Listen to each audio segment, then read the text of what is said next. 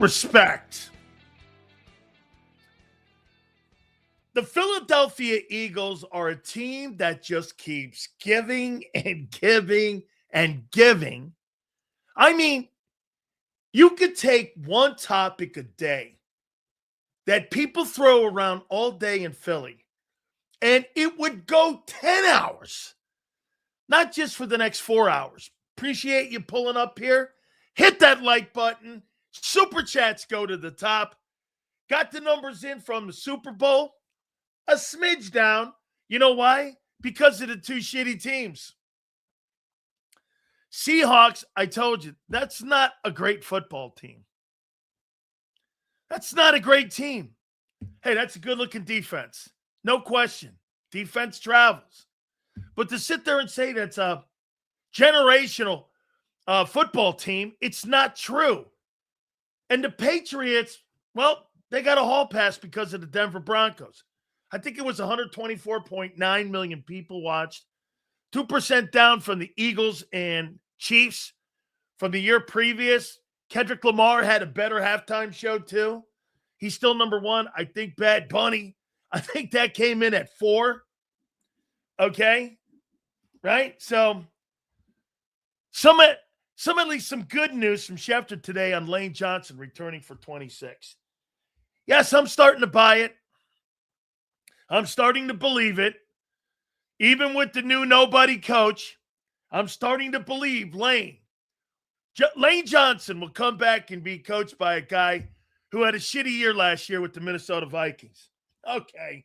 So, yeah, I mean, finish up on the ratings. NFL's probably disappointed, down 2%. You were trying to shoot for about 130 million people. Didn't come in. Eagles had and Chiefs had the highest rated show. So, all good. Boy, I'll tell you something, man. Make sure you guys check out Birds 365 because my boy John McMullen has been on a heater lately with golden nuggets about this Philadelphia Eagle team. The other day, he's saying that the owner doesn't really like Hurts anymore. That's big sales spin. Thank you. And also, a little nugget today. We're going to start the show off here in a second, but Big Z will be with us at 3:30. Battle Royale never quits. That'll be at 4:30. And Adam Kaplan will tell us what happened with Jeff Stoutland and the Eagles.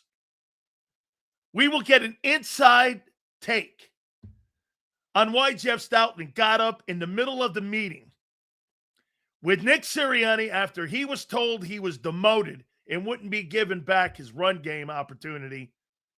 What happened? Adam Kaplan has it for you. That will be at 5:30. How you doing? All right. Hey, how you doing? Okay? Yes, sir, baby. Oh, by the way, congratulations. Looks like Lane Johnson's coming back. Proven wrong. What Lane Johnson are you getting back? What Lane Johnson do you think you're going to get back? All-Pro Lane Johnson or half-season Lane Johnson? I don't know.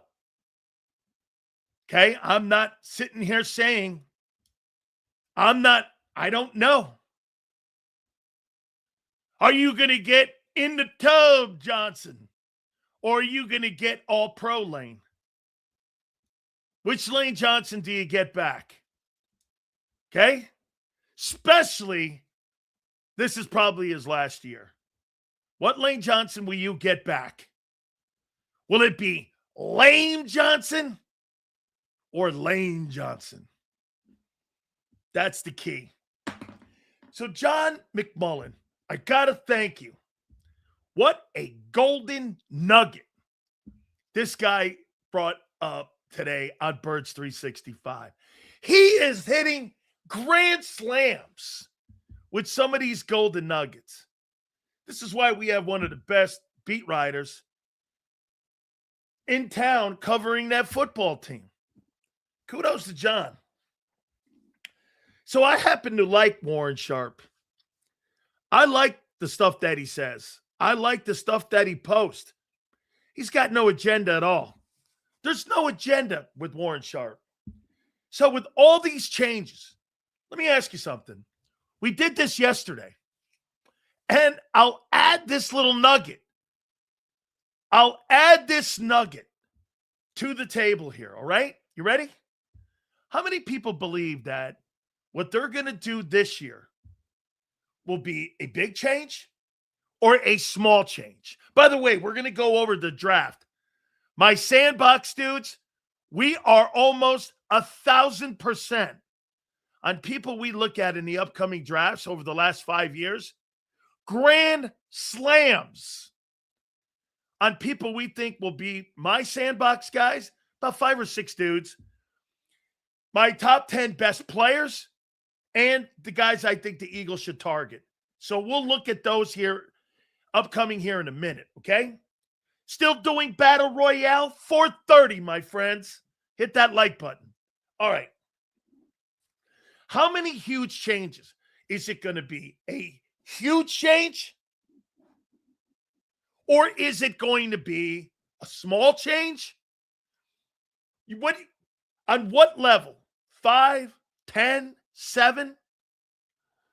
I like Johnson, but if we see the same level of play by him, I'll be shocked. I agree. I don't think you're probably going to get about 75% of Lane Johnson, okay, is better than almost 90% of the league.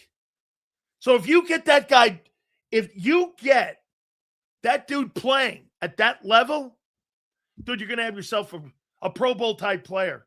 75% of him, like I said, is better than almost 90% of the league. Okay?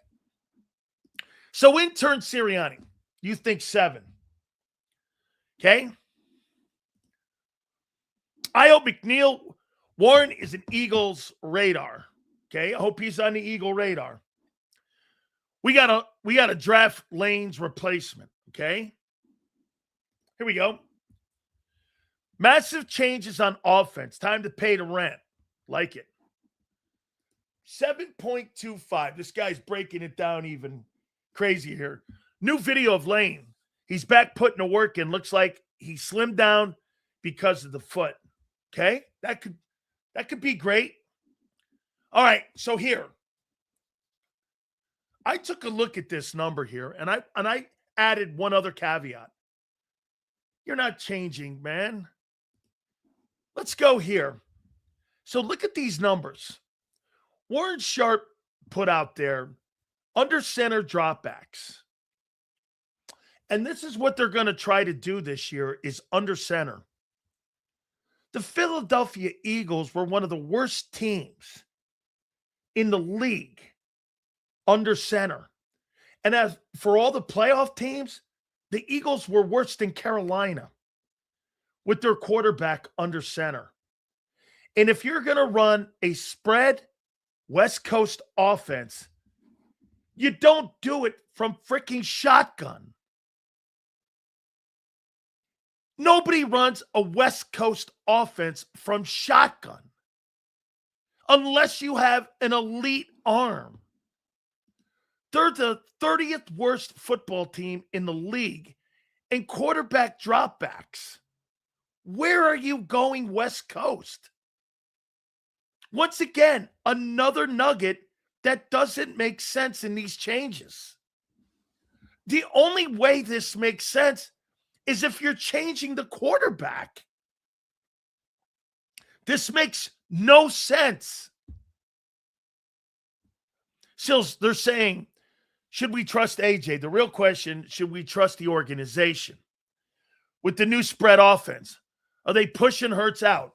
Here, Mr. Hill, nobody, unless you have an elite arm, goes from shotgun. Nobody.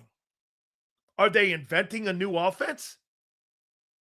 I mean, here, look at these numbers here. This is correct. The team that had the most, and by the way, look at this. Look at the West Coast offenses. Rams, Seahawks, 49ers. They were 3 of the top 5 teams. Patriots, spread offense. Green Bay, spread offense. Jacksonville, spread offense. All the teams that were under center were teams that had quarterbacks that played under center. How are you going to run a West Coast offense when your quarterback can't do it? He had 50 snaps under center this year. How many snaps did the Eagles have this year total? How many attempts did Hurts have this year as a quarterback? What was it? Did he have 500 snaps? Let's see here. How many snaps? Listen, I'm not ripping any. I'm asking you, okay? My question again is, I don't know what, okay, he had 454 snaps. So 50 of those 454, 50 of those 454 were under center. This guy can't play under center. Dude, look at this dickhead. This ain't college, douchebag.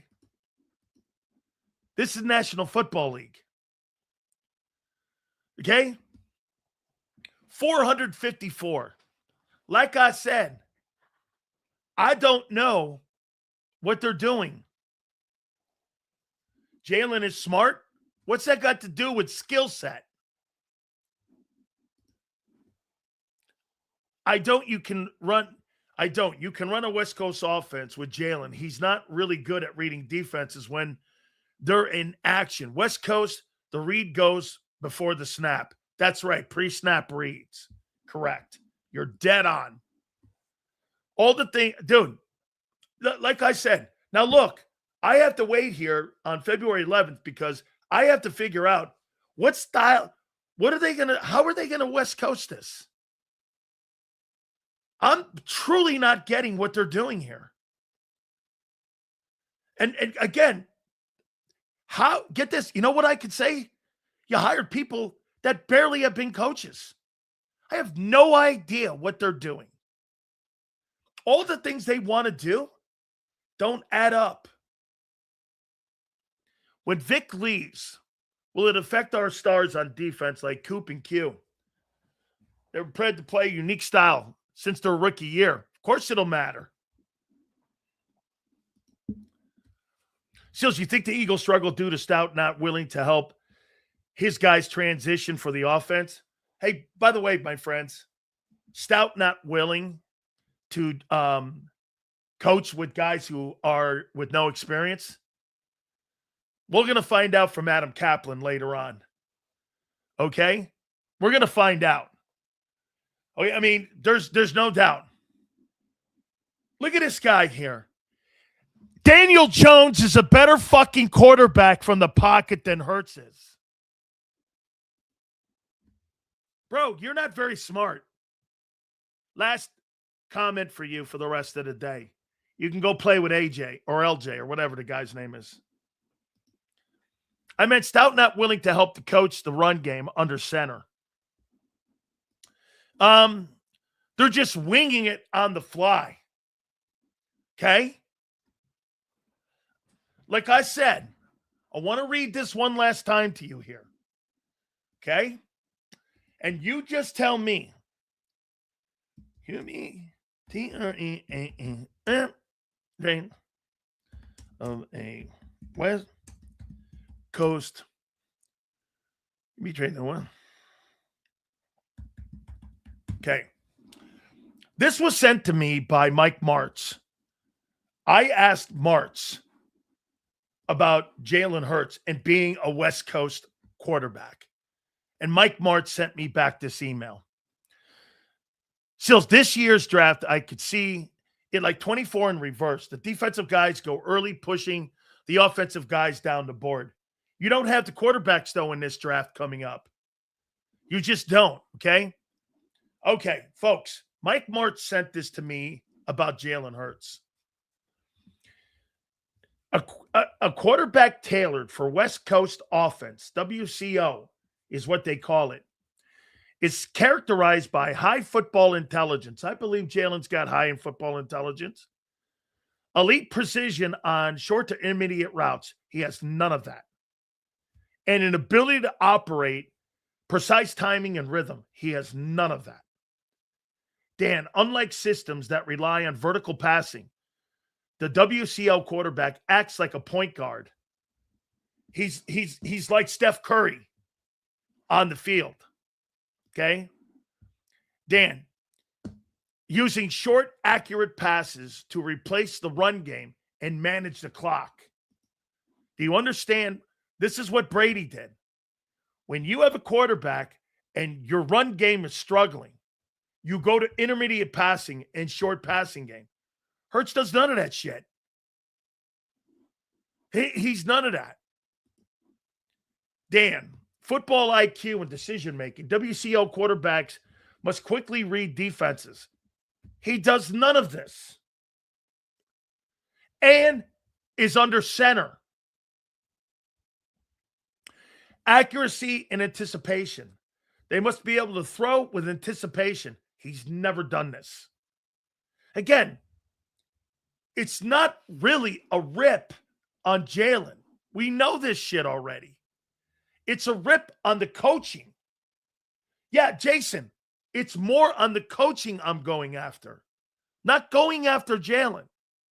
We know this shit. Okay? You and I, we all know this. We understand that.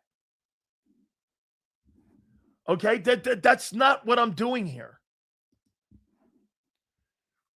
Elite footwork. The WCL quarterback, Dan, is entirely reliant on the quarterback's drop back. He has to be in sync. Get this. This is what Mike Martz said in this email. The quarterback's drops, when he drops, is in sequence with the route and where he's going pre-snap. So when he's dropping back, 1, 2, 3, 4, 5, the ball's out. You don't sit there like Hurts patting the ball. He goes, that's what happened to Wentz in the end. Wentz had the feet and had the footwork. He got back. 1, 2, 3, 4, 5, out. Wentz, pat, sack, fumble. He says the biggest mistake that a WCL quarterback makes is holding the ball. Holding it too long. Okay? Here's other things Mike Martz said. I'm going to get Mike Martz on. Dink and dunk precision. This is what made Brady Brady. Exceptional ability to throw short to intermediate passes. Dan, it allows receivers to gain yards and yak when you have a short passing game. Like a guy like AJ should benefit from this. But again, Hurts does not do. Guys, let's go back for a second. Because I know this conversation is very difficult for some of you. So let me ask you this. You see this guy here? Okay? Okay. Let's answer the questions together then. This is from Mike Martz, a Super Bowl OC, and a coach who took a team to a Super Bowl. So let's ask the question here. Okay? All right. Dan, quarterbacks tailored to the West Coast offense, WCO, is characterized with elite precision on short to intermediate passing routes. Does Jalen do that? Yes or no? And this is all from under center. Yes or no? Does he do that? I'll go down the list here. Elite precision on short to intermediate routes and the ability to operate precision, timing, and rhythm. Does Jalen Hurts do that? Yes or no? Yes or no? Come on, Johnny boy. Does he do it? Yes or no?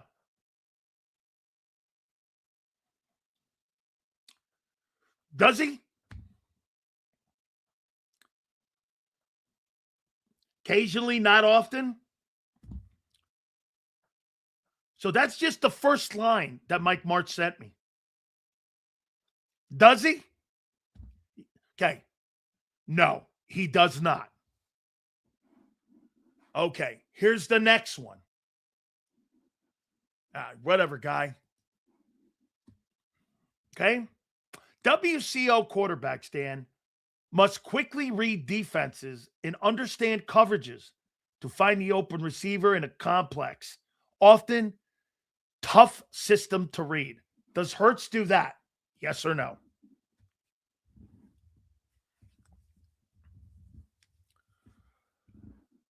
Dude, don't be so butthurt. This is not about Hurts. This is about what they're fucking trying to install on your offense. Once again, stop being a Jalenite and stop your crying.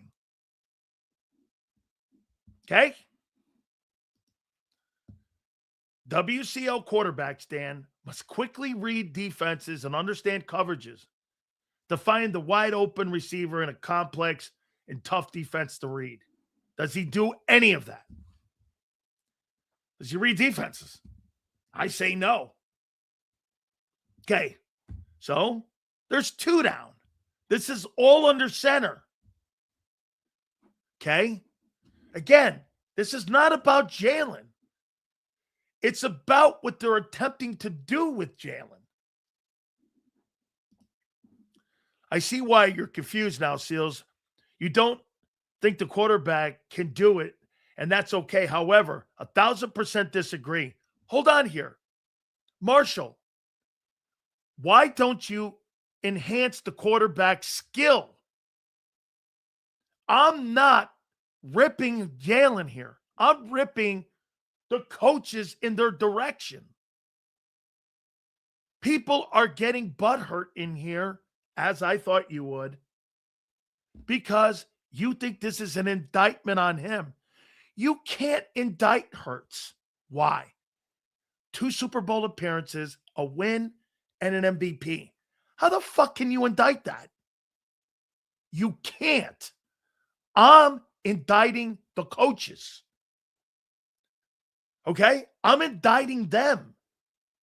Marsh, you're getting it wrong. You think I'm picking on Hurts here. I'm not picking on Hurts. I'm not. You're getting it. You're wrong. As a matter of fact, they're going away from everything that kid does so much that he'll leave here. Okay? He'll leave here, go somewhere else. Someone will put that offense back together for him, and he'll star somewhere else. My point is, why are you getting further away from 22? You're getting further away with the under center. They only went 50 times. Now you're going to go majority of the time under center. Why? He doesn't like that. Hurts is a classic. What WCO? Are you? Yeah. Well, that guy's just making that up because so far he doesn't have any of the characteristics as one. Let's continue on what I'm going to get Mike Martz on. Okay. Here's another. Okay. So elite precision and short to intermediate routes. He doesn't do that. He must read quickly defenses and understand coverages. He doesn't do that. He must be able to throw, Dan, with anticipation and pressing spots and allowing receivers to break with anticipation throws. He doesn't do that. These coaches, I'm not getting it. And here, Marsh, here's the other one. Pocket presence. Dan, the WCO quarterback, exceptional ability to throw short to intermediate passes that allow receivers to gain yards after the catch. That's yak. Pocket presence. Dan, well, not always required to be mobile. They must possess the discipline to sit in the pocket, go through progressions, and avoid taking unnecessary risk. Does Jalen do any of that? No. Anytime he feels pressure, he leaves the pocket. What I'm trying to show you here, I'm not going on. What they're doing is they're building an offense to this guy's flaws in his game. Here, Sam Darnold has massive flaws in his game. What's the biggest flaw that he has in his game? Sam Darnold. You know what it is? If you give him internal pressure and you pressure him up the middle, he'll get to a point where, again, he'll make the shitty throw. He'll make the bad throw. What's the one thing that New England couldn't do? They couldn't get him and couldn't get the ball. They couldn't get to him and they couldn't get him to make shitty throws. They tried baiting him. Okay?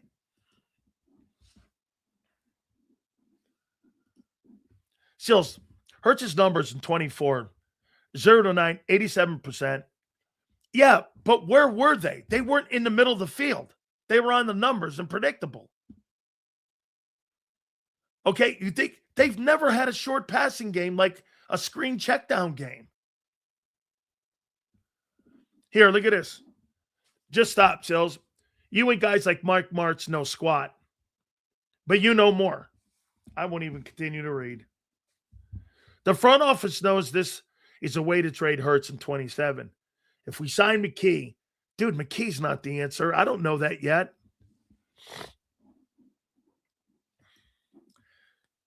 Jalen is great at creating. The West Coast scheme is totally opposite. Absolutely agree. Sills, I'm pretty smart dude with this new offense. It's obvious to me that they know they will not succeed. They are mortgaging the 26th season. Makes no sense. The window's still shut. I don't think your window's shut. Okay, I don't. It was Mike Martz that was behind the greatest show on turf. He lives in San Diego, too. Okay, and Mike Martz is, along with Dick Vermeil, Mike Martz made the West Coast offense. Oh, wait a minute. I'll take that back. Mike Martz made the greatest show on turf. Correct. We've seen Hurts run this system. Dude, Oklahoma, where the Big 12 plays no defenses and windows are this closed in the NFL, nobody plays fucking defense in the Big 12. Windows were wide open. Nobody plays football in the Big 12 on defense. Can you name me a guy that's come out of the Big 12 that was a lockdown guy, lockdown corner? Name me one. Name me an elite defender out of the Big 12. Name me one. I mean, they don't. Quinyon Mitchell is not a Big 12 guy. Name me one. I mean, you don't play defense in the Big 12. Yeah. Name me a defensive football team in the last, 5 years from the Big 12 that plays defense. Name me one, dude.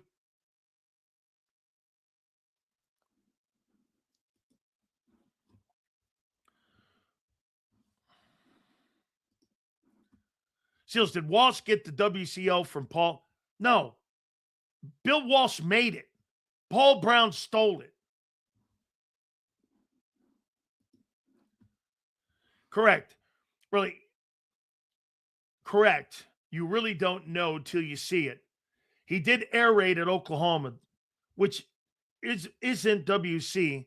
Who knows if they can? That's right. It's not the same formula. It's just not. Okay? Well, I haven't seen Travis Hunter in the NFL yet. Have you? Have you? Shit, the Jags got far without that dude. I haven't seen that guy play in the NFL. As a matter of fact, the Jags are using him mostly on offense. Saying he can't do it is BS, Hills. Let it play out.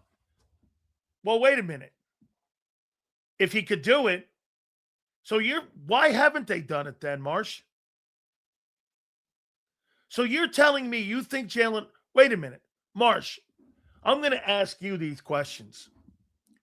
Marsh, do you believe that Jalen Hurts is an elite precision to short to intermediate passing, and he has the ability on precision timing routes? Do you believe he is a precision passer?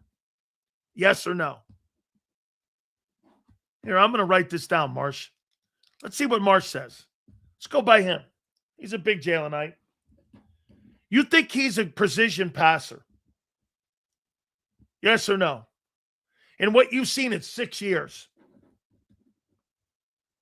6 years of quarterbacking, 21, 22, 23, 24, 25. 5 years of passing, excuse me. In 5 years of starting football, you think he's a precision passer? Yes or no? I didn't ask you to ask CeeDee Lamb. I'm asking you. Do you think that Jalen Hurts is a precision passer? Yes or no? Yes or no? Simple. It's two-point question here. Marsh is a Jalenite, so I'm gonna ask him. He may disagree with me. Marsh, is Jalen? This is just the first fucking question. You say he's a okay. Marsh says that Jalen Hurts is a precision passer. Okay. Let's go to the next one. WC quarterbacks must quickly read defenses. Marsh, do you think that Jalen Hurts is an elite reader of defenses? Yes or no?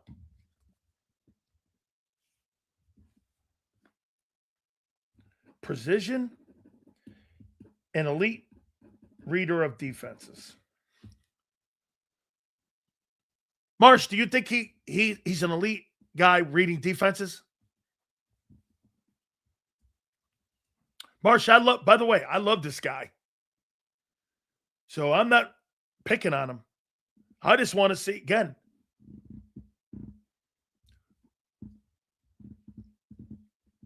we're going to put the biggest Jalen guy, and we're going to ask him the questions. Yes, I think he can read defenses. So Marsh says that he's a precision passer, and he's elite at reading defenses.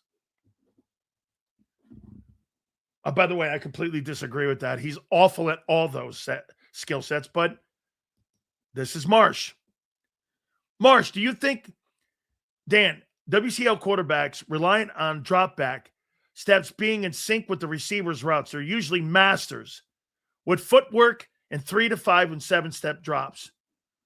Do you think he's great in his footwork and getting back into his drops? You think he's elite?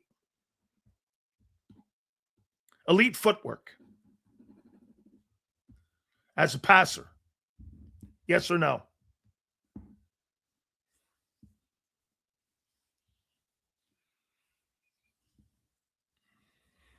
Guy takes 40 sacks a year. I mean, so Marsh thinks he is a precision passer and he's an elite reader of defenses. Now we're asking, does he have elite feet? Marsh, do you think he has elite footwork as a quarterback?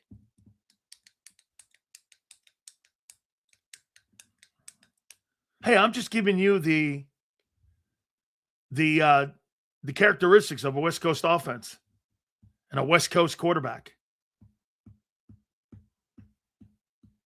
Does Hurts have elite feet? Let's move on to the next one, Marsh. Dan.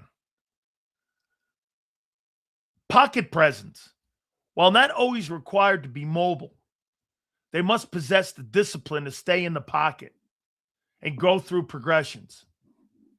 Do you think Jalen Hurts is elite at staying in the pocket and having patience?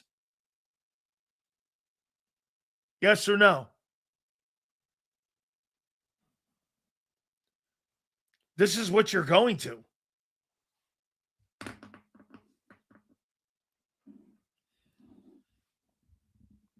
I mean, hey, this is what they're going to. My point is, it needs 6 years, Sills. This dumb coach has not constructed an offense to allow Hurts to do these things.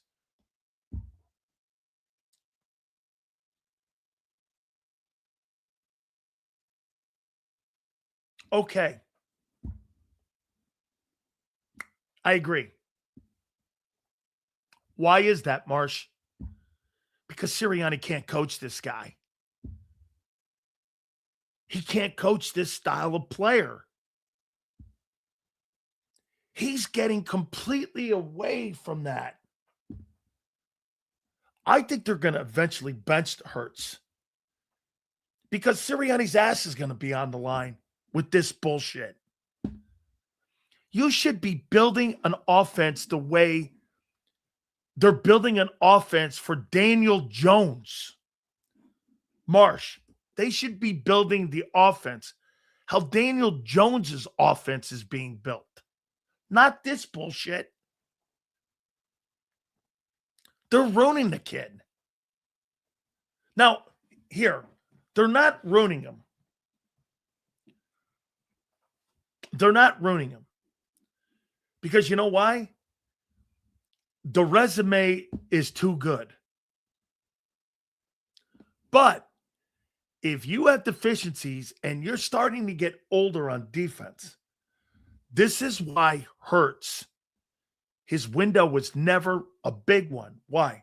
Because once the talent on the team starts getting older, injured, what have you, not production, lack thereof production, then you got to rely on the guy to throw the ball that you didn't develop for 4 years.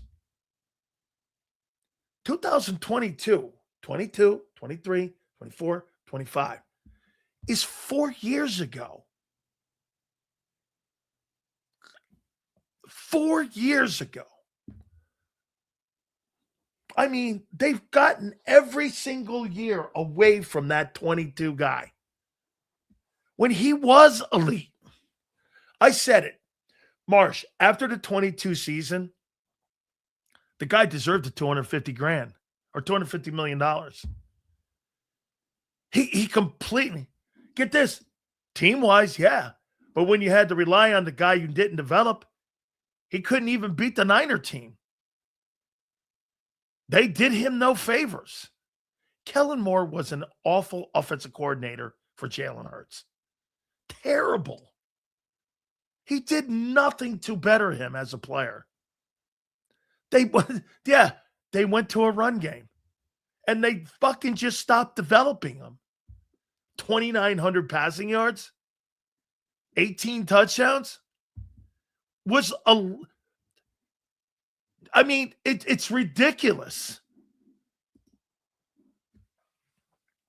He's amazing with a super team. Notice how when the talent starts declining, he's not elevating the offense because they stopped developing him. I'm with Marshall here. They stopped coaching him. Now, you're going to put him under center? He had 50 snaps under center of his 454 passing attempts last year. Sills, you telling the truth? Kellen didn't do jack developing. Tell me what he did, Pete. Pete, what did Jalen Hurts do? And what did Kellen Moore do to develop him as a player? Get this. M. Reyes is saying Super Bowl MVP. So fucking what? That doesn't mean you're an elite player. Stop with that.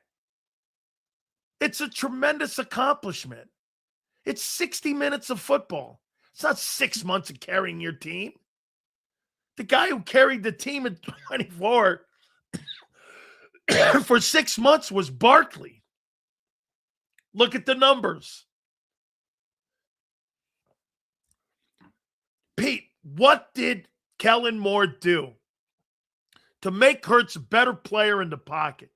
Name me one thing. Absolutely true. Name me one thing Kellen Moore did to make him better. Nothing. Correct. They leaned on the run game. You know why Hurts? Listen, Hurts winning the MVP. He's a good player. Sam Darnold's not an elite guy. Sam Darnold played Jalen Hurts football. By the way, look at the last two Super Bowls. Two guys that are not elite in the pocket. Two guys that are good. They're not great. They're really good players. I disagree with Jason Cole and more with Armando Salguero. The last two Super Bowls were won by Jalen Hurts and his 2,900 passing yards and Sam Darnold, who was on 5 different teams. I don't know. And 2 teams that could run the ball and play defense. Sam Darnold was a dude in that game, that Super Bowl. I told you this before, and I'll tell you again. You don't have to be great at that position. You just can't suck at that position. And you'll win a Super Bowl. Bucks can win a Super Bowl with Mayfield.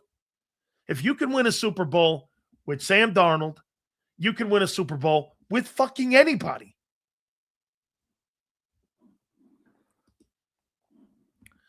Seals, why are they so gung-ho changing the offense? Personally, for me, I believe that they believe. Here, would you not agree with this?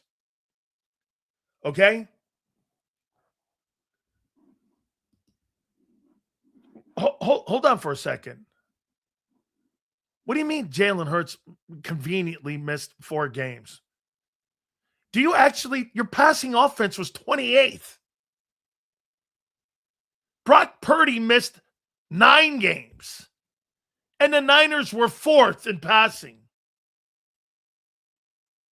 They had 2 dudes, Brock Purdy and Mac Jones. What did the Niners finish in passing offense? Let me see here. What did the 49ers finish this past year in passing offense? And in total offense? With 2 different dudes. What did the Niners finish with? Total offense. 49ers were 7th. Passing. 49ers were 5th. With Mac Jones and Brock Purdy. And Purdy missed 9 games. No, they were 7th. And you were 25th. And 28th the last 2 years. Why? Mac Jones and Brock Purdy. And then they ended up beating you in the playoffs. Am I right when I say this? That the Niners have a 2-game winning streak versus the Eagles? Is that right? Last 2 times they've played you, they've beaten you twice in a row? Is that correct? They knocked your doorknobs off in Lincoln Financial, and then they just beat you this in the playoffs? With Brock Purdy. You're 2-1 against them, right? I think. About what?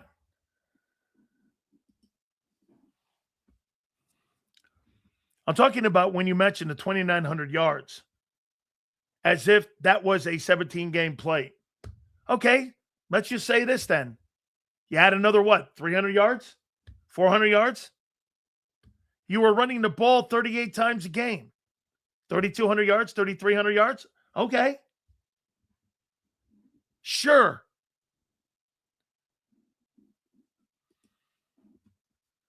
If you think Kellen got a job for what he did with Hurts, I don't know what kind of drugs you're on. If you think Kellen, he didn't get the job what he did with Hurts. He got the job because he moved off of Hurts and moved to a run game and adapted to what the talent was in the roster. That's why he got that job. He didn't get the job because what? The 28th ranked passing attack? How many people believe that he got that job because of how he handled Hurts? Maybe he did because he took the ball out of his hands. Let me go back. Listen, once again, this is not a conversation about Hurts. This is a conversation about the coaching staff. I've been around long enough to remember you telling us, Sills, that under Steichen was the best we could see of Hurts. Okay? I thought you was clowning him, but I see it. Dude, Shane Steichen. Look at what Shane did, Marsh, to Daniel Jones. I swear to God, Marsh, I watched Daniel Jones. I went, that's fucking Jalen Hurts 2022. I couldn't believe what I was watching. I was like, that's Daniel Jones, the guy from New York? I couldn't believe it. I mean, I couldn't believe how good Daniel Jones. Hey, Marsh, you want to hear this? This offseason, they're going to give Daniel Jones a 3-year contract extension. And he got hurt. He's the guy moving forward. Like, he's the dude. Says, you got any sample? Yeah, I'm going to do that.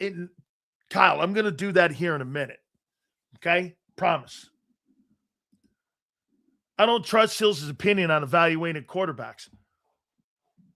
Okay? Then get this. You're right. Jalen's been a great pocket passer. By the way, guy, it's not an opinion. Look at your offenses. What do you mean, my opinion? Okay, wait a minute. Let me go back to this guy.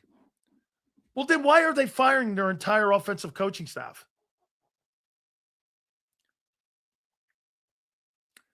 Easy. I don't trust. Okay, well, then I'll trust your opinion. Why do you think they fired the entire coaching staff? Not just the OC, but the entire coaching staff on offense. Why? Let's hear your opinion on that. What you think why they fired the entire staff except the wide receiver coach and the running back coach. Okay? Why?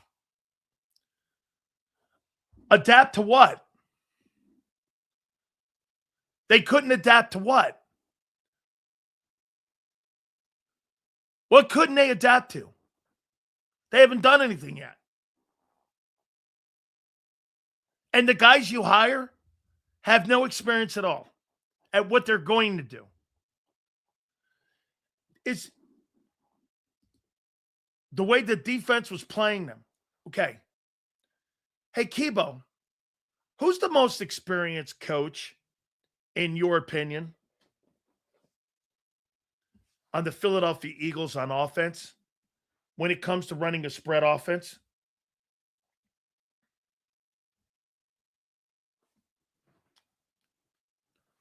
Who's got the most experience in the offensive huddle with your current coaching staff right now?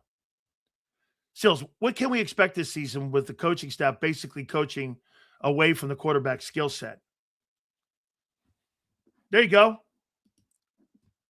Sirianni. The least experienced guys you hired, O-line, pass coordinator, run game coordinator, all these guys are very limited. Who's the one guy that has the most experience dealing with West Coast spread? Nick. Nick's the guy that's going to put the offensive game plan together.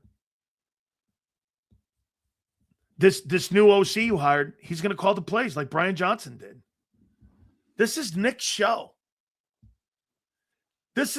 Nick knows what he's doing.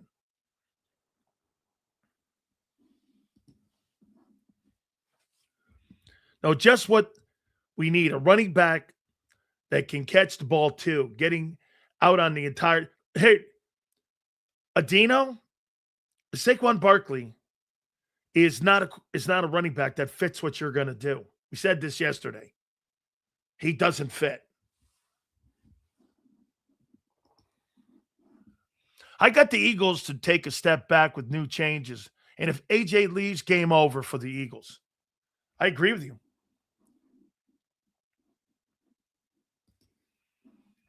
Why is everyone so desperate to move on from a proven quarterback? I have never in a million years said move off of Jalen Hurts. I have never said that. I've never said bench him. I've never said any of that. You have never heard, I don't really think you've heard anybody on JAKIB ever mention it. That shit comes out of WIP. We have never, ever said that. Bench Jalen Hurts. Never. I've asked the question, do you think Nick will one day and when? But I've never said I want to see him benched. Get this. I've never said bench him.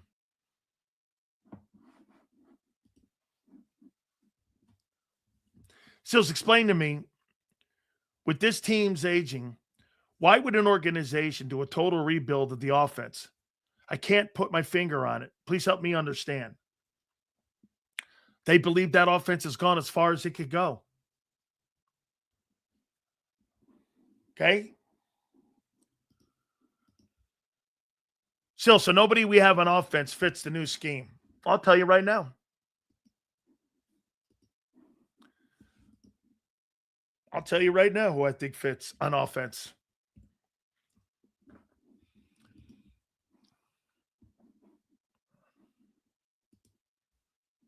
Then what you're going to do with spread? By the way, do you want to get Randy Cross on? Randy Cross ran the original West Coast offense with Joe Montana. Would you like to get him on? He was a guy who blocked in it, played in it for 13 years. Would you like to get him on? Okay, we'll get Randy Cross on. Okay? We will. So we'll ask him. Randy Cross played 13 years in the Bill Walsh West Coast original. Now, it's changed a lot, but we'll get him on. We'll do that, okay? No. Randy Cross. Randy Cross. Moss didn't play in that. Randy Cross. Okay? All right. So here.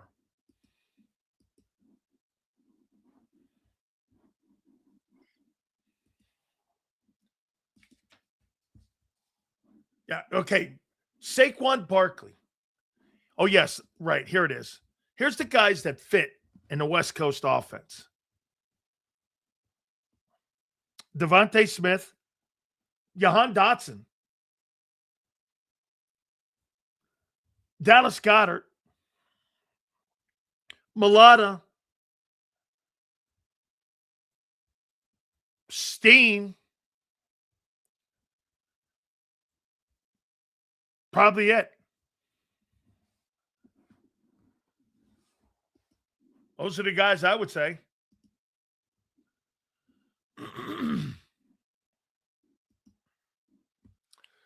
Seals, I like the West Coast offense for Jalen because the weapons the Eagles have. Defenses should be forced to play into playing man. Yeah, playing man? So wait a minute. That means that you're going to have more complex passing routes. They don't have complex passing routes. I mean, dude, they're simple. I don't believe Jurgens with his – now, hey, I would say this about Jurgens. Jurgens is going to have to show me that he can play and that he can get up on the second level again because he was injured all year. Sills, another take you played in the league. Do you think Lane and Mulata, who have only been coached by Stout, listen to Cooper if he tries to change their techniques? I don't believe he's going to try to change the techniques. I think he's going to try to extend their techniques. When you have a coach like Stoutland, Here, I'll give you guys a great, for instance. Okay. I'm going to give you guys a little bit of, now, these guys were old. So this might not be, and you tell me if you guys think, Shipley Fitz, if you guys think this is, it doesn't relate, you tell me. So when I got to Dallas, you had Tom Rafferty, you had Randy White, you had Too Tall Jones, you had a bunch of guys on that football team. Jimmy Johnson comes in, okay? And Jimmy wanted to run a certain style of offense. Jimmy wanted to run a certain style of defense. This played more on the defensive side of the football. Jimmy didn't want to play the flex defense any longer. He thinks it was outdated. You're playing off the ball. You're in you're down on like all fours. We played with one hand down. He didn't want to play that style. So you know what he did? He went to Randy White and said, Randy, listen, I think it's in the best interest you retire, or if you want, we'll move you to another team. We don't think you can play this style. Randy White was 34 years old, 33 years old, and he went through minicamp. He goes, would you like to try? He gave it, get this, he gave them the option. The only guy that stayed was Too Tall Jones. And Ed played pretty good for his 17th year, and in his final season, he played pretty damn well in that forefront. But he went to Randy White and told Randy, listen, I don't believe, you want to change. Do you want me to trade you? Do you want to try it? What do you want to do, Randy? Jimmy didn't want to disrespect him. So he went to the players. Eugene Lockhart. He went to Bates. He went to all these players, Everson Walls, all the great players on defense. He goes, we're not going to play this style. We're going to play a completely different style. What do you guys want to do? Ed Too Tall was a freak, and I love Ed Too Tall Jones to this day. Got a great picture of him and me and my wife. He's a dear friend of mine. I love Too Tall. I played with Too Tall. That's what's going to go on here. Like this guy, Chris Cooper, is going to go to him and go, what do you want me to do? How do you want me to coach you? Because at the end of the day here, we have to do certain things a certain way. I'm here to learn from you as well. Butch Davis, we had a guy, and Marty, we had Jim Jeffcoat too. We had another guy by the name of Ernie Stautner. Ernie Stautner was one of the greatest defensive line coaches of all time. Have you guys ever heard the name? Ernie Stautner. He was a Hall of Fame Pittsburgh Steeler, and he coached me my first year in Dallas. Okay? When I first got there in November at the end of the year, and I was on the practice squad. So I got there, and there was Ernie Stautner, just a legendary coach. Well, Jimmy didn't retain him. He brought Butch in. Butch said this to Ed Jones and Randy White. This is what a really good young coach will say to a legendary player like Lane Johnson. Butch said this, listen, I'm going to learn more from you, Ed, than you're going to learn from me. So this is going to be a little uncomfortable for me, not you. Ed, you tell me what, I'm going to be relying on you. That's what Butch did. So we used to get into the team meetings. This is a true story. We're watching game film, and Butch brought tapes of me and Jerome playing the three technique and the one technique.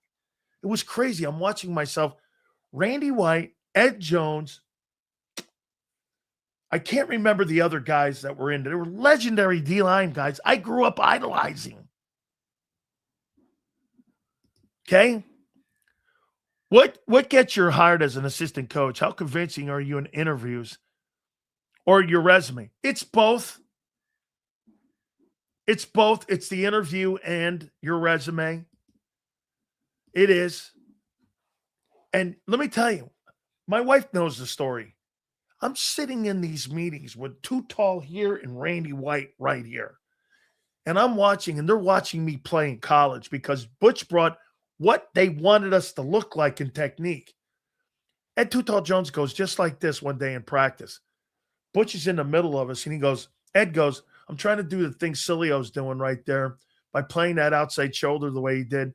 He jammed the guy great, got off the tackle, made the play in the backfield like that. To me, that's the technique that I want to play. I sat there and heard that. Butch looked over at me, and I looked at him, and I shook my head. Ed Jones said he wanted to play it down like me. I almost fucking fainted. This guy played 17 fucking years. He's a legend in the game. And Ed goes, come over to I became friends with him after that. Went out with him. My wife and I know him well. He's sitting there going, yeah, I'm going to play the defensive line position like Sileo. Like I said, I looked over at Butch. We looked at each other right at the same time. I started smiling. I looked back. I shook my head. I went, my grandfather should be here. Randy White's going, yeah, the way Dan's playing it right there, that's how it should be played. And I'm going, now I'm playing against Florida. These guys are playing against the Redskins and the Eagles. And I'm going like this. Oh, hey. Too Tall was just fucking incredible. I have nothing but admiration for the man. People in Dallas love Too Tall Jones. I mean, you'll never hear a bad word about that man. Just a prince of a dude. I enjoyed being his friend. I enjoy being his friend. I enjoy being around him. Just a great guy. And should be in the Hall of Fame. But he was just a humble guy. Never cried or bitched. Randy White and Harvey Martin used to get all the accolades. But Ed was a beast on that team, man.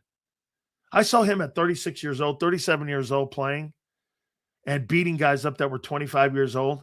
He's a fucking great player. He's just a phenomenal player, man. By the way, Too Tall was the number 1 overall pick. I think out of some place like East Tennessee State.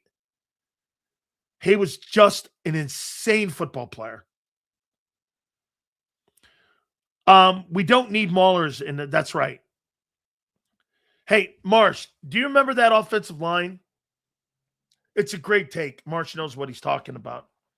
Marsh, do you remember that Denver line? That Denver Broncos line with Alex Gibb? When it didn't really matter who they had playing running back. They had guys back. I mean, every guy, I think there was like 5 years in a row where like the Denver Broncos had a different 1,000-yard rusher, and he led the league in rushing. I mean, it was like they had guys back there that you never heard of, but their old line was all like 285, 275. They weren't big. Like, get this. Hey, Marsh, am I right to say this? Guys, Mekhi Becton can't play for Philadelphia this coming season. He can't play in this offense. Mekhi Becton can't play in this offense. Big giant dudes can't play in this offense. You got to get up on levels. You got to be athletic. Slip, scoop, reach. Slip, scoop, reach. Slip, scoop, reach. Those are the techniques that these linemen have to do. You slip around the nose to get to the backside backer. You scoop the defensive end. Got to have great feet to get out there on scoop blocks. You reach. It's more of a lateral step because you're reaching and getting out on the perimeter to set the edge. Slip, scoop, reach. Those are all reach blocks, slip blocks, scoop blocks. You know how athletic you have to be to do that? Jason Kelsey would be spectacular in this system. He could still be playing.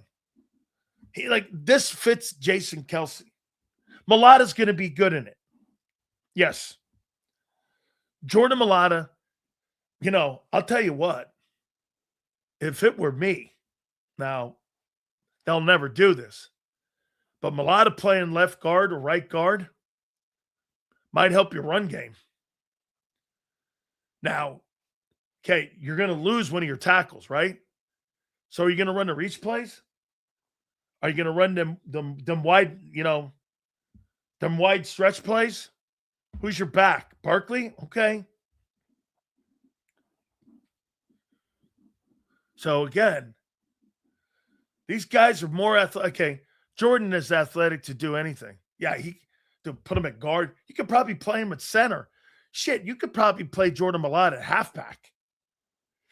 And you could get away with it and how good he is. Hurts can't be coached. 11 OCs in 12 years, he sucks. That's not an indictment on him. That's an indictment on how the organization operates. Jalen doesn't ask for new OCs. They do it on their own. Can you imagine this too? So you fire all these offensive coordinators without even the quarterback's input. How do you know Jalen didn't like Kevin Patullo? How do you know he didn't like Brian Johnson? Did Jalen just went along with it? Okay. Jalen must be okay with the fires. He's never voices of disapproval. Hey, by the way, do you think that's a problem? The quarterback's never endorsed the firing, or he's never spoke up against one. Don't give me that bullshit about a coach's son.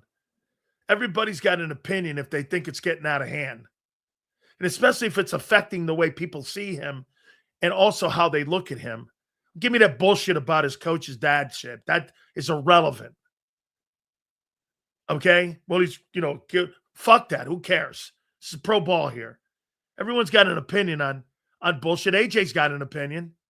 Shit, Devontae has an opinion. Hurts is the only guy that does it. So Jalen must be okay with all these fires, right? I've never heard anything either way. Offense needs to build it like OULBs. Okay?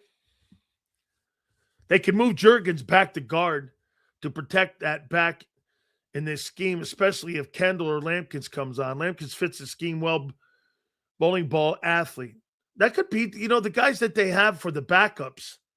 That could be too. Okay? Jalen is okay with Patullo gone, but not Scott Loeffler. I don't know. Okay. I just know this. Let's see. He's got 6 different OCs since he's been in the bitch. No different conversations? All right. So let me get to the draft. By the way, Xander will join us at the bottom. We will also have our friend Adam Kaplan will join us at 5:30. Battle Royale at 4:30 as well. So I wrote down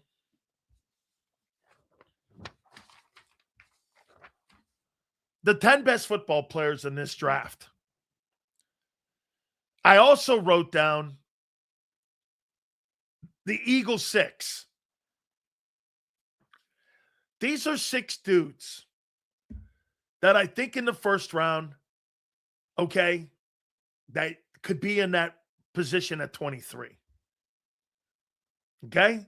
That could be in that position at 23. What do you want to hear first? The Eagles? This draft doesn't stink. The quarterbacks stink.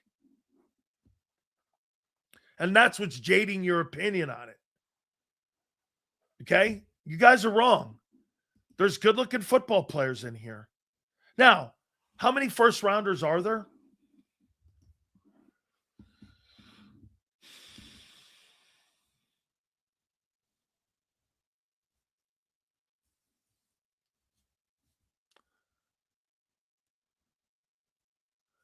There's about 18 first-rounders. Last year, there was 15. Personally, I think Fernando Mendoza, I think he's a third-round draft choice. I don't think he's the number 1 overall pick, but it's the position. All right? So, do you want to hear the Eagles or do you want to hear the 10 best players? Let me see here.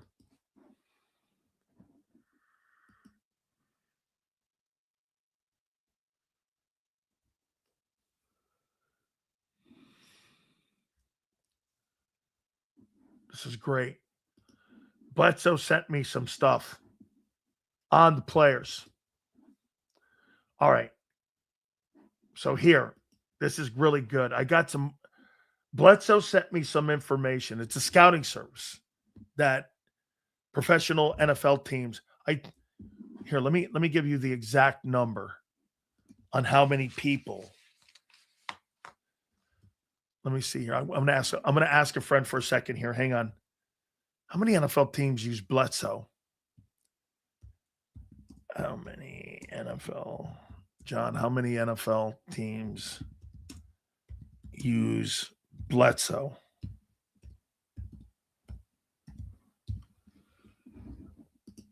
How many teams use?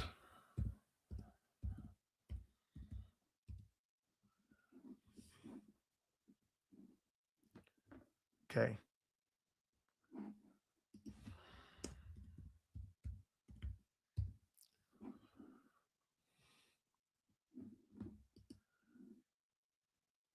Okay, here's the 12 teams. Falcons, Bills, Bears, Browns, Cowboys, Lions, Texans, Jags, Dolphins, Vikings, Giants, Steelers. 12 teams are affiliated with Bledsoe, ball club leaders, educators, scouting talent organization. This is a service that is given to the NFL teams. Some subscribe to it, some don't. Okay?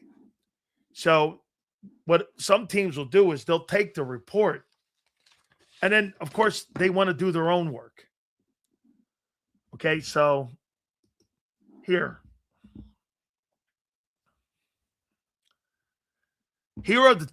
are my 10 best that I took off of Bledsoe. I've got Ruben Bain as the number one player. It breaks it down to where in 2025 he had 897 snaps. 2024 he had 422. In his sophomore year he had 627. He had 12 sacks this year. He had 9. 24 year wasn't as good. He got banged up a little bit. Okay. When he lined up, it gives you line up over tackles. His best game of the year was against the Gators. His worst game of the year was against Virginia Tech. Tells me a little bit too, because Virginia Tech didn't have a quarterback at that respective time. And that was like in week 13. And they ran the ball a ton at him. So again, run defended snaps. He had 336. He had 70 hurries this year, which was excellent. Overall grade of 92.8. He's one of the highest graded, if not the highest graded player in the draft. I don't even think Mendoza had that high a grade. Mendoza's 91.6, according to Bledsoe. So I got Ruben Bain number one with a grade of 92.8. Arvell Reese. Now, again, this isn't me with the grade. This is Bledsoe with the grade. This is a scouting service. This is how the NFL looks at them. Okay? Arvell Reese, I got number 2, the linebacker from Ohio State. Now, these are my 10 favorite guys. Number 3 is David Bailey. 93.3. Bledsoe graded him. He's the edge. He's going to go high in the draft. He's the 4th best player in the draft right now. Seals, you should ask Adam about who set the Birds Timu cash budget limit. I will. 5:30. We got him coming on. Yeah. Well, these aren't PFF. These are more. These are more what Bledsoe has.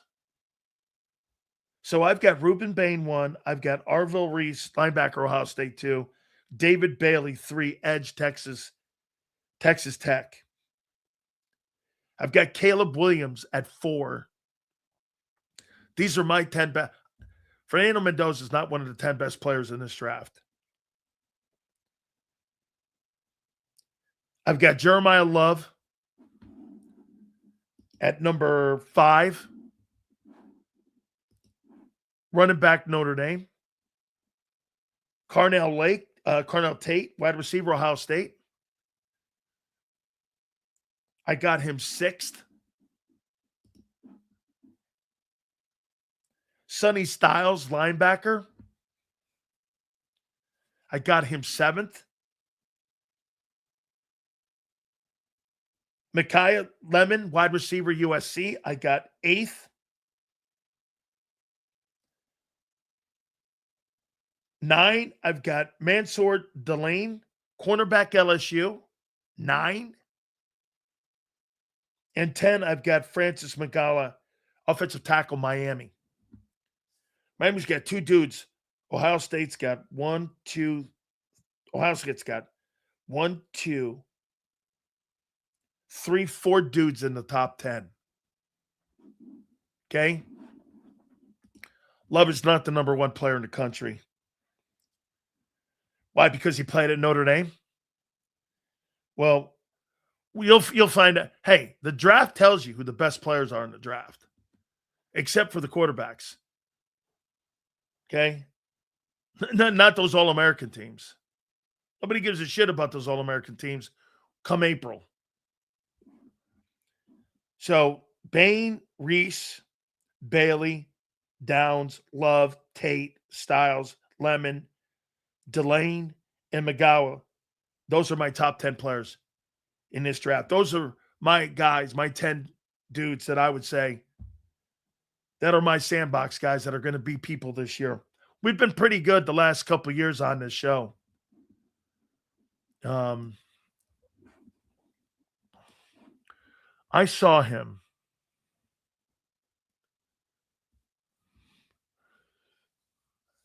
That Fano kid's going to be around there for the Eagles. Is that the Penn State kid you're talking? The Penn State offensive lineman's graded higher. 6'4", 328. That kid's going to be right down there where the Eagles are too. Looney. TJ Parker from Clemson's going to be around that room. So those are my 10 dudes. Now here are my Eagle guys. Not good players.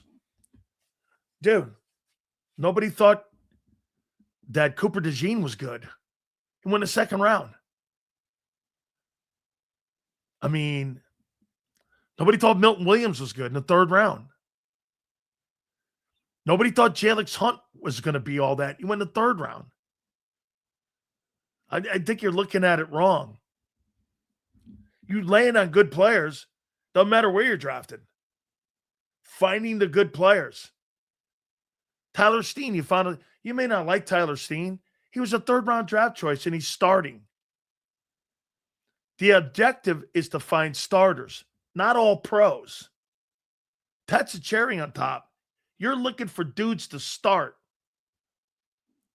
Okay?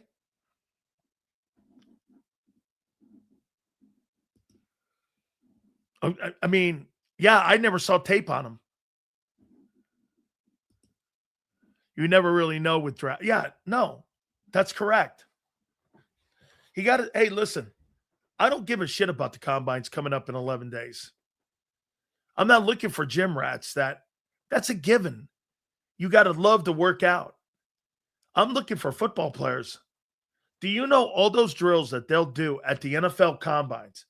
Every one of those drills that you'll never do in your entire life ever again. You're never going to run shuttles for time. You're never going to run a 40 ever again.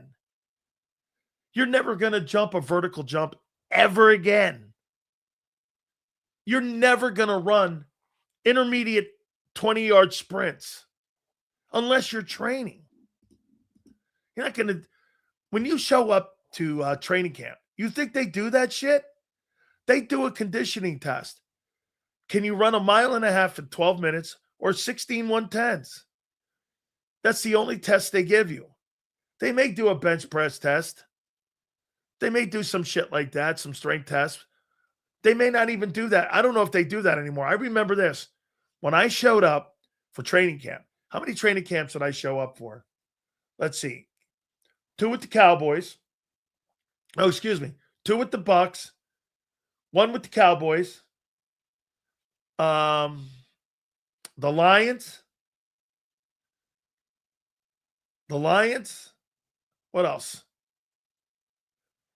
2 Bucks.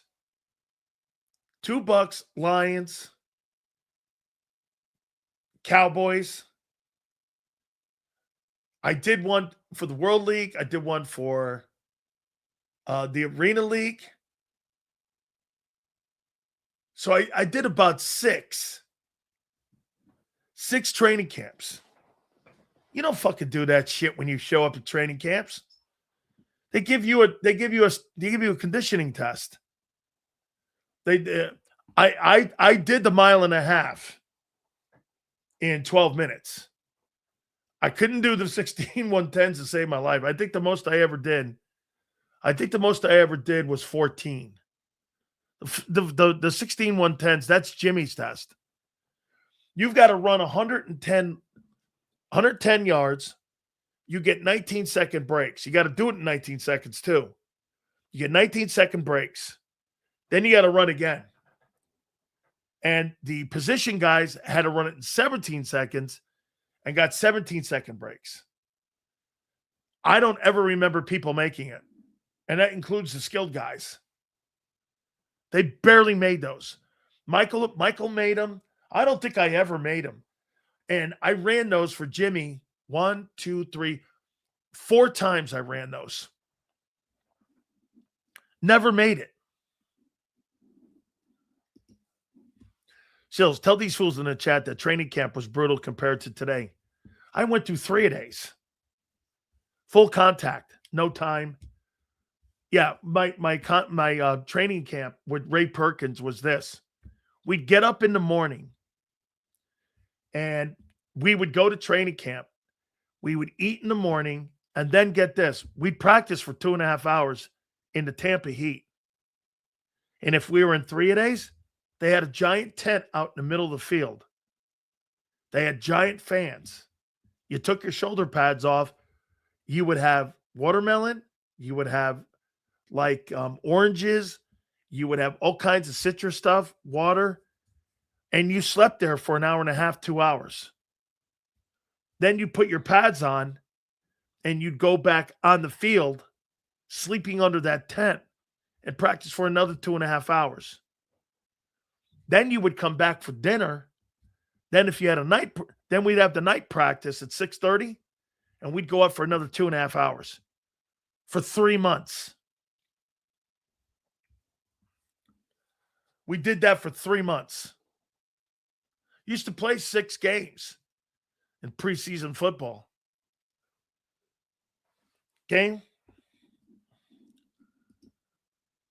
12-minute mile and a half seems difficult as hell. Dude, it was. Especially when you're 280 pounds. Or you're a 300-pound guy and you got to make those. Oh, yeah. I mean, get this. And when we did 3-a-days in college, because the college guys got beat up more, I don't know how I lived. Here, we would go, our training camps in college were even worse because they were Howard Schnellenberger ones and Jimmy Johnson ones. You know the Junction Boys? Howard Schnellenberger was a coach on them A&M teams with Bear Bryant. So we had that style of training camp. Bro, we never got water. But that, it's illegal to do this shit today. Our trainers used to go to Howard and go into Jimmy. You got to give these guys water, dude. We'd go 3-4 hours without water. Nobody grabbed water breaks. Ice bath, always at the Hurricane Complex. They'd have the big saunas, like the big whirlpools filled with the ice that we were like, and you would just dive in and sit there and cool your body off. And just like, yeah, you would cool your body off because it was just so overheated. For months, he would do this. 2-3 months. Every fucking day. 3 days. And then I think we would only do 3 days for like 3 weeks, but then you go back to 2 days for 3 months. I mean, these guys were insane. And you had to be in your teens and 20s to do this shit. You couldn't be in your like 40s and 30s doing that. No way, man. Did it pay off or was it overkill? That's a great comment. It paid off. Because when we trained that hard and we knew other people weren't training that hard, we had a massive advantage. And we were training in that heat. Those guys that come down and play us fucking knocked the shit out of them. They couldn't handle the humidity. And we had trained so hard. And just, it brings you to tears. I've never in my life ever seen more men cry. Guys would leave in the middle of the night. They would, 5-star kids. I can't do this. You're like, I hear you. Hey, one less D tackle for me to worry about. We had a kid by the name of Darius Frazier. He was the Gatorade Player of the Year. And he was a South Florida kid. And he was the Player of the Year. He lasted 3 days. He came to our room. Jerome, me, I think we had 3 guys in our room then. Jimmy Jones. And we're sitting in there. Jimmy Jones was from Okeechobee. He went to Okeechobee High. I love Jimmy Jones. Jimmy played a long time in the NFL. He was my backup too. One of my backups. And I love the guy. We're laying in there, man. This guy knocks on the door. Hey, man, I got to go. We're like, where? We got practice in the morning. He's like, no, I can't do it. I got to go. I go, go where? He goes, home. I go, you're going to go home? We called Jimmy because the guy's a Gatorade Player of the Year. Look at Darius Frazier. He was a Gatorade Player of the Year. So we called. He goes, hey, this kid's going to leave. Jimmy's like, don't let him leave. I said, kid, look, Jimmy wants to talk to you before you go. He goes, Coach, I got to go. I can't do it. I can't take it. Guy walks out. Jimmy looks at us and he goes, you fuckers ran him out. And I go, I didn't do anything. You ran him out. I go, you ran his ass out. I didn't run anybody out. You ran him out. Don't tell me about it. Absolutely. No way. Yes, sir. Hey, I'll tell you what.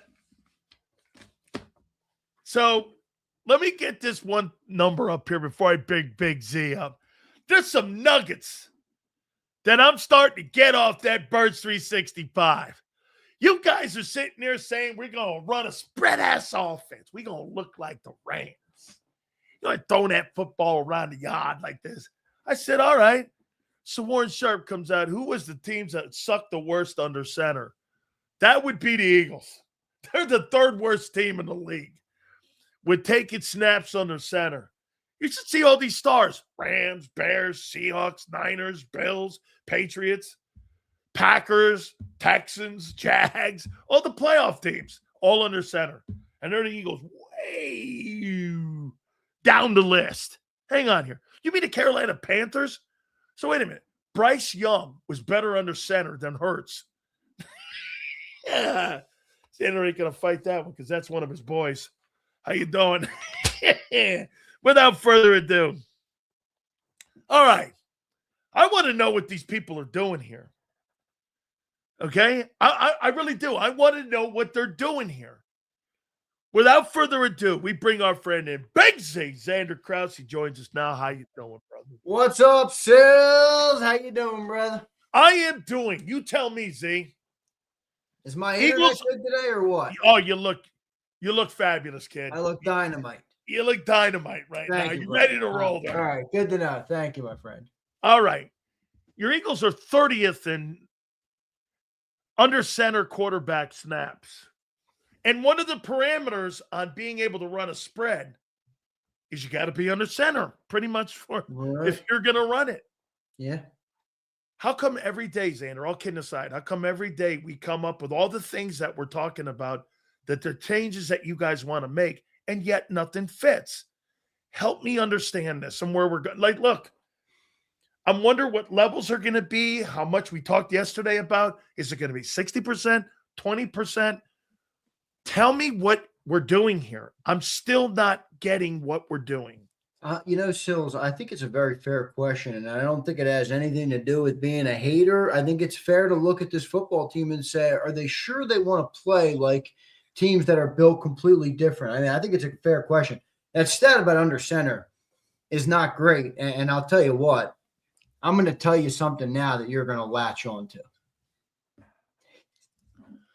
Got the pen ready? I got it. I was reading an article today, and I want to make sure, I'm pretty sure it was the Ringer.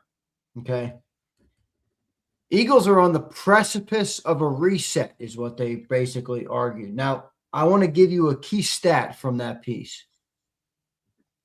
The Eagles rank dead last in throws between the numbers since Jalen Hurts became the starter for the Birds, so 2021.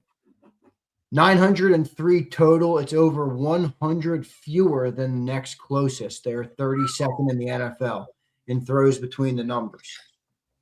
So that's another big part of this offense, though, is that's why I bring that up, because you go under center and you utilize all parts of the field, especially the middle of the field. I mean, everybody remembers that drive in the playoff game that Quinyon Mitchell got burnt toast on, right? Everybody remembers that drive? Where were all three of the throws on Quinyon Mitchell? Anybody tell me? All three of them in the numbers. Every one of them. So that's a concern, and the under center thing is a concern. But, look, we're going to see, dude. And that's basically the end. I think everybody can try and come up that they have the know-all of what's going to happen with the Eagles team this year. I don't really think so. I think everybody doesn't know, and we're all in wait and see mode. Now, people can feel a certain way like you do, that they're not positioned to play this way. My question to that at this point would be, how are we sure they're going to play that way? The hires tell you. Yeah, but I mean, to what extent? They're definitely changing. That's a guarantee. But how much? I also saw this today. I think somebody put this in my chat earlier on Birds 365. When Sean Mannion was the quarterback coach this year and Jordan Love went down, they did not run the same West Coast offense with Malik Willis. I think it was Rasputin. You said this in the chat. Rasputin, if you're listening, thank you, buddy. Pretty sure it was you. He said they ran it was a similar scheme, but it was more built for one read and RPO and for Malik Willis' skill set. He's a guy with a big arm and a guy who runs the ball well. Yep. So I don't think, now that's not Mannion's offense. That was LaFleur's. That's not the same exact thing. But I think Mannion I don't think he's going to trot Jalen Hurts out there and turn him into Purdy. So I'm waiting. What does it look like? It's hard to tell. Well, that leads me to this then. With that number you just told me, and it's one thing that I've harped on since the beginning of time here. The kid does not throw into the middle of the field, which means you're predictable on the numbers. Right. I say that those numbers that A.J. Brown and Devontae got, they're overrated. Not the yards. 1,000 yards in today's game is not all that impressive. It's overrated in the fact that the predictability of the D coordinators to be able to figure out what you're doing. If I keep you underneath and you gain 1,500 yards receiving and your passing offense is 28th, dude, I'm beating you. Yeah, I you agree. Can have AJ's numbers, and where AJ is a beast is after the catch when he fucking just tears people apart because of his physicality. But, dude, if I know 90%, you're telling me, Xander, almost 90% of the time, I know you're going to the letters or to the numbers and to the sidelines, and you're barely going across the middle of the field. Is that Jalen Hurts' inability, or is that the coaching staff's inability, or both? Well, you're putting me in a tough spot here with the answer, but the answer is too obvious. I mean, the stat I just gave you dates back to when he became a starter. That's right. It's not limited to a coordinator. It's not even limited to Nick Sirianni because they brought in Kellen and tried to run his offense, and they had Shane Steichen here as well. So I guess you could make an argument it's Nick's offense. It's the but QB. For me, it's more Jalen. I mean, look, and here's where I differ from you. Where I differ from you is not that I don't agree with that sentiment. It's that I think they can be successful emphasizing what Jalen does well. But it seems like they're trying to emphasize this, which is not what he does well. I think they can have success emphasizing what Jalen does well. They've been successful. That's where I think we differ. But if you are saying this is the offense they're going to run, I don't know. It doesn't really make the most sense, but it did need a change. So Mike Martz sent me an email. I asked him because he ran West Coast. Yeah. And he's an architect of the greatest show on turf. And I asked him the particulars of a WCO QB. Precise. We're the East Coast. Why does everybody want to play West Coast offense? We're the East. I'm East Coast too, bro. I get it. Turn the East Coast into the left coast. I don't know. I got it. Okay. Precise accuracy, impeccable timing. That's a no. What was quarterback accuracy? I'm sorry? What did you say that last one was? Precise accuracy? Precise accuracy and impeccable timing, that high-level mental processing. I think Jalen's actually pretty accurate. Where I think he struggles is the timing, and then that creates accuracy issues if you have timing routes. Because if you're not on time. I don't think he processes. He doesn't go 1, 2, 3 in progression reads. He doesn't do any of that. No, I didn't say that. I said he's accurate. When he does pick where to throw, I think he can thread the needle. The problem is the timing, for sure. All right. Dan, the quarterback must understand complex, intricate play calls. You think that that's been an intricate and a very complex offense that Hurts runs in the last 4 years, 5 years? Not currently, no. Okay. That'll be a test for Jalen, for sure. Dan, ability to diagnose defenses instantly and make split-second decisions. You think he's good at that? That's where Brock Purdy excels. It's why Kyle paid him.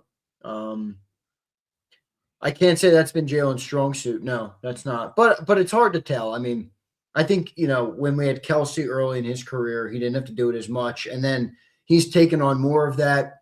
Again, I don't think it's a strong suit, but I don't think he's incapable. How much do you think the coaching staff has hurt him in his time in Philadelphia growing as a player? Well, I think if you ask the coaching staff that, they'll tell you we helped him.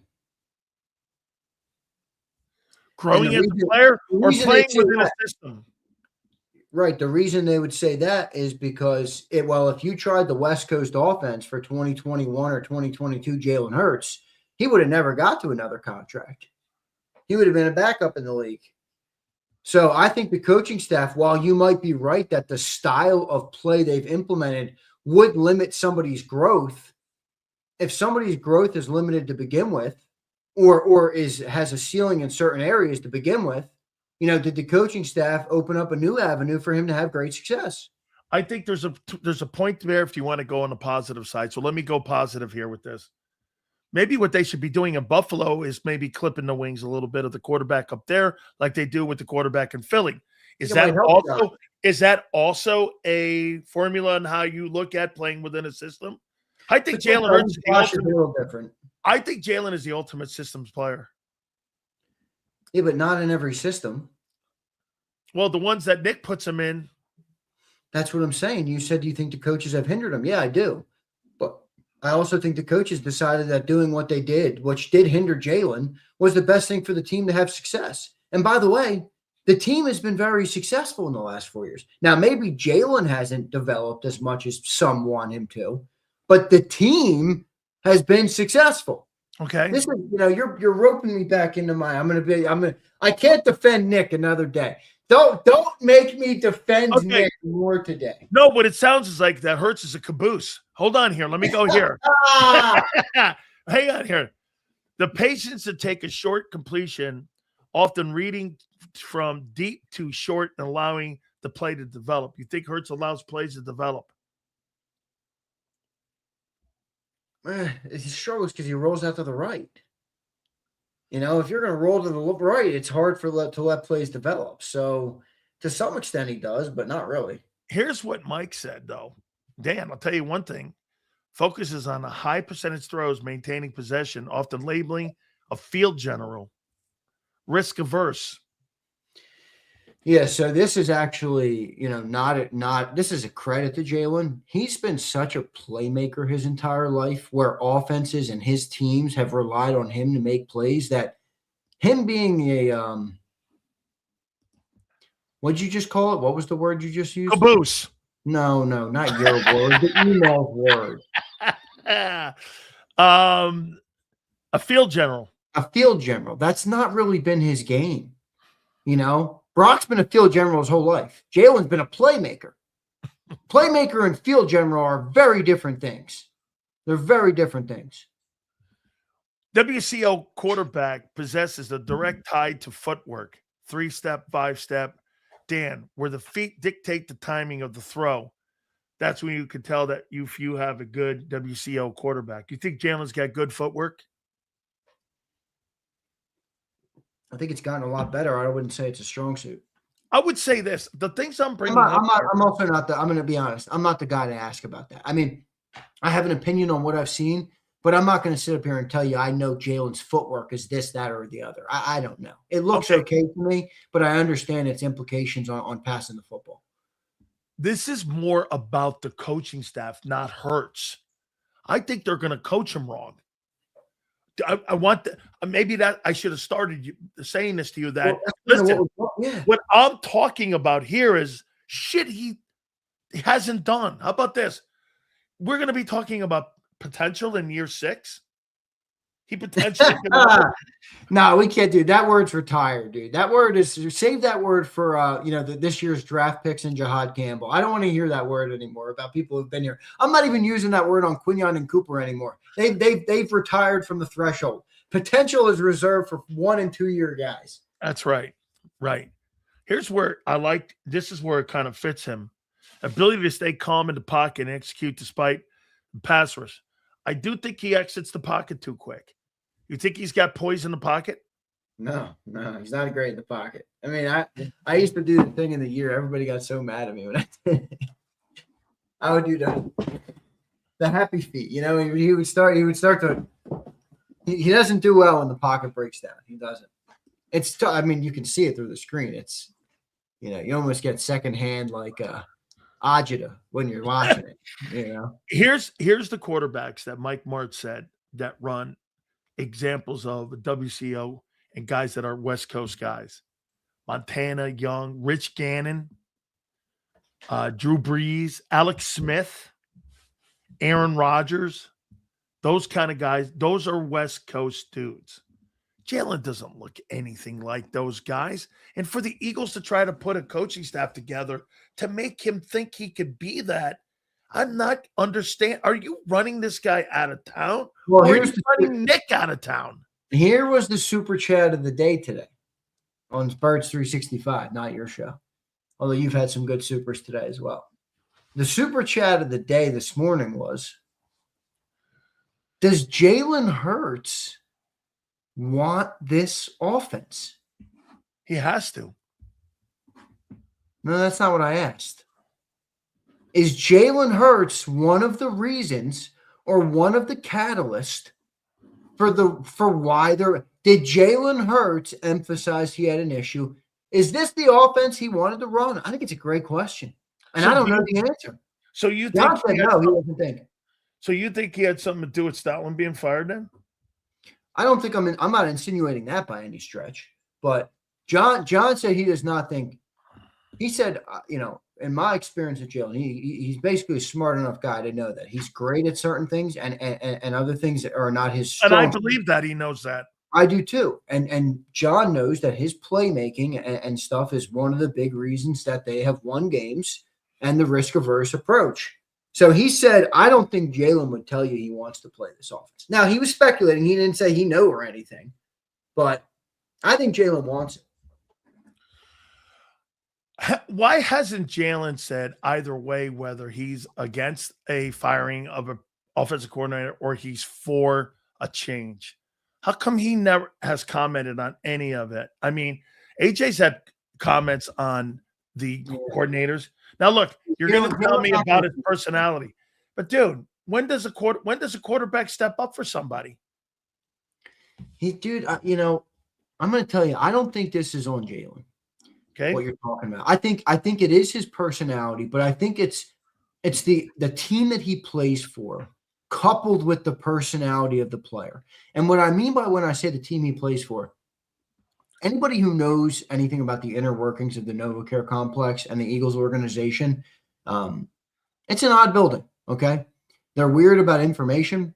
They're very weird about, like, being lying, basically, and being truthful and the way things are perceived in the media, the way things are reported in the media, relationships, all these different things. The Eagles are very weird about. They walk on eggshells about. This has been a Jeffrey Lurie thing for a long time, not the last 3 years. This has been a Jeffrey Lurie thing for 10 plus years, and I think when you have that type of environment, I commonly call them the Gestapo because every time we talk about some shit, they come barking at us. But if you couple that with a guy, Jalen Hurts, who's inherently a company guy, which is okay. I mean, he's a guy that he's not going to upset the apple cart. That's not his By the game. way, go across the league. How many $50 million quarterbacks are barking up their tree? Right. None. He's a company guy. So if you couple that, though, with the environment he's in, I think you get a lot less, of Jalen. And I think that's kind of what you're seeing. I don't think he's going to – I mean, think about it. Anything he says, anything AJ says is used. I mean, he was on one podcast, whatever, this week, and it's been talked about everywhere. If Jalen was making comments,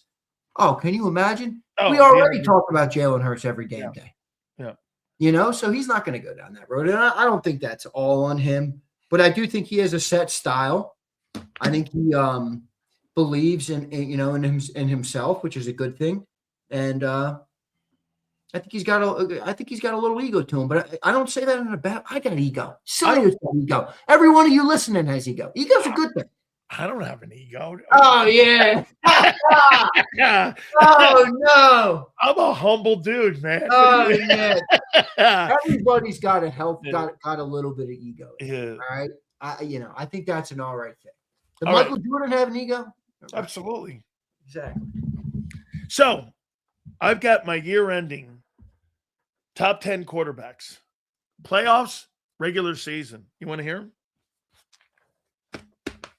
Your top 10 quarterbacks from the playoffs and the regular season? Yep. A whole Are year. they split or is it one list? No, it's one list. Okay, one list. Guys who I think played the best this year, playoff-wise and also regular season-wise. All right, let's hear it. I don't have the list created. If you, I know I didn't give you a heads up on this one. Listen, I got Patrick Mahomes at number 10. Okay. Played 14 games, so I'm going to go there. I got Bo Nix at 9. Okay. I got Goff at 8. Never in a million years did I think I'd hear Bo Nix above Patrick Mahomes. Go ahead. Who's your at 8? Number 8, Jared Goff. All right. He actually had a good year. Number 7, Justin Herbert. I'm surprised he's this low. He had a good year too. Number 6, Caleb Williams. Okay. Number 5, I dropped him far because Drake it was postseason. Drake May. Yeah, I agree. Put him at 5. You can make an argument he should. Yeah. I would have put him 2. Pretty shoddy playoff performance for Drake May. Yeah. I got Sam Darnold 4. Oh, come on. Yeah. That was 50% completions in the Super Bowl. You use that word. 41-9. You use that big word for Jalen all the time. What's that word? It starts with a C. It ends with an oos. caboose. Sam Darnold was the definition Really? of caboose in that Super Bowl. You mean that 343-yard production that he had in the NFC title game for 3 TDs? Well, you don't give Hurts credit for his NFC title game last year. I surely did. You bet I did. The Super Bowl and the NFC title game, I gave him all the credit in the world. Oh, I know. You gave him so much credit. Didn't you? Hey, the rest of that bullshit, he was in the back of the bus. Sam Darnold at number 4. You don't believe he's fourth best. Number 3, quarterback. Dak Prescott at number Dak 4. had a hell of a year. I got Josh Allen 2. Okay. I got Stafford 1. So here's my list. Mahomes 10, Knicks 9, Golf 8, Herbert 7, Williams 6, Drake May 5, the greatness of Sam Darnold 4, Dak 3. Just out of curiosity, where would you have Jalen Hurts? Great question. Hold on. I'll be fair. Uh-oh. Uh-oh. Anytime you see that face and hear that noise, you better buckle your seatbelt, folks. Hold on. Where would I have him? Okay. Let's see. So do I think he had a better year than Stafford? No.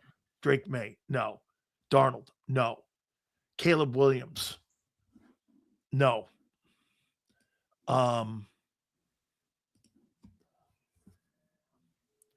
He didn't have a better year than Darnold, 40 touchdowns and 25 TDs. Did he have a better year than Trevor Lawrence? 29 touchdowns and $4,000. 60% completion percentage he may have there. He didn't have a better year than Herbert. I think he had a better year than Mayfield. He didn't have a better year than Allen. Hell, Patrick Mahomes played 14 games and he had more passing yards at 3,500. You had Pat Mahomes 10th behind Bo Sticks. Jordan Love had 23 TDs and 6 picks. Shit, Jacoby Brissett had a better year than Hurts. Oh, this is fucking wild. Jacoby Brissett had a better year than Hurts. I think there is a real area this year where even Jalen fans will have to knock him a little bit, because earlier Jalen was able to really make up for a lot of the statistical, numbers with the running game and with running yards and running touchdowns and some of these other playmaking abilities that he had. And that was severely diminished this year. I mean, he had about 50% of the rushing yards this year, and I'm not sure what his total touchdown was. What's that? 15th. Yeah, I mean, I think that's right where I am, but that might even be. I mean, I think if you're being completely 100% truthful, and you never are, because even people who aren't Philly people, objective people, all the context is still in their head of what's happened and what goes on with certain quarterbacks. But I mean, if you dropped an alien on here from Mars and they watched only the 2026 or 2025 football season, I think Jalen would be a little lower. I think he would be, because of the inefficiencies of the passing game all year, and he didn't really provide that same spark we've been accustomed to in the run game.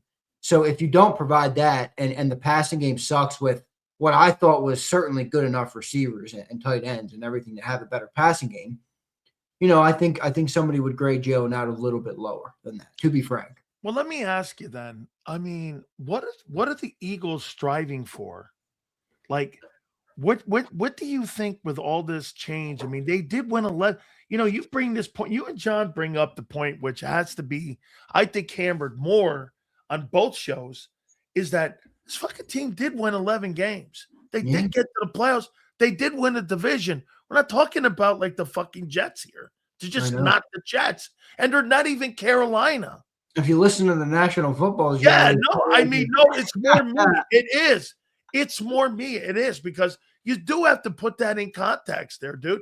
So dude, I have never seen anything like this where, okay, I fired my entire offensive coaching staff. They won 11 ball games. I want to do something completely different than what I was doing before. And I'm like, they were 50 and 18 in 4 years. What the fuck are you doing? All right, so I agree. And I'll say this to everybody, even Jalen's biggest haters and Nick. But where are the Nick haters? Come out from the woodworks.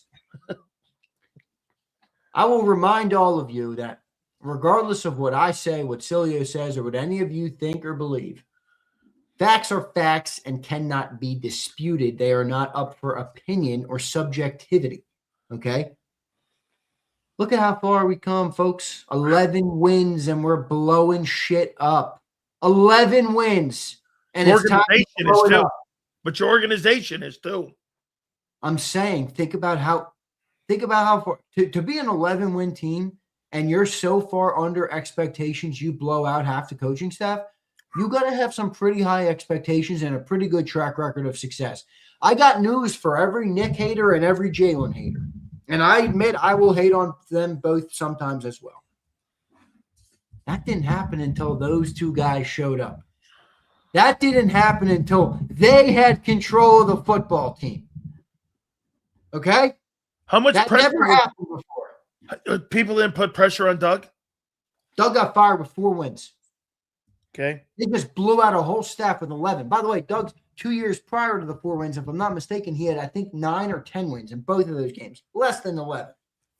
You think the Eagles have more respect for Doug Peterson or for Nick?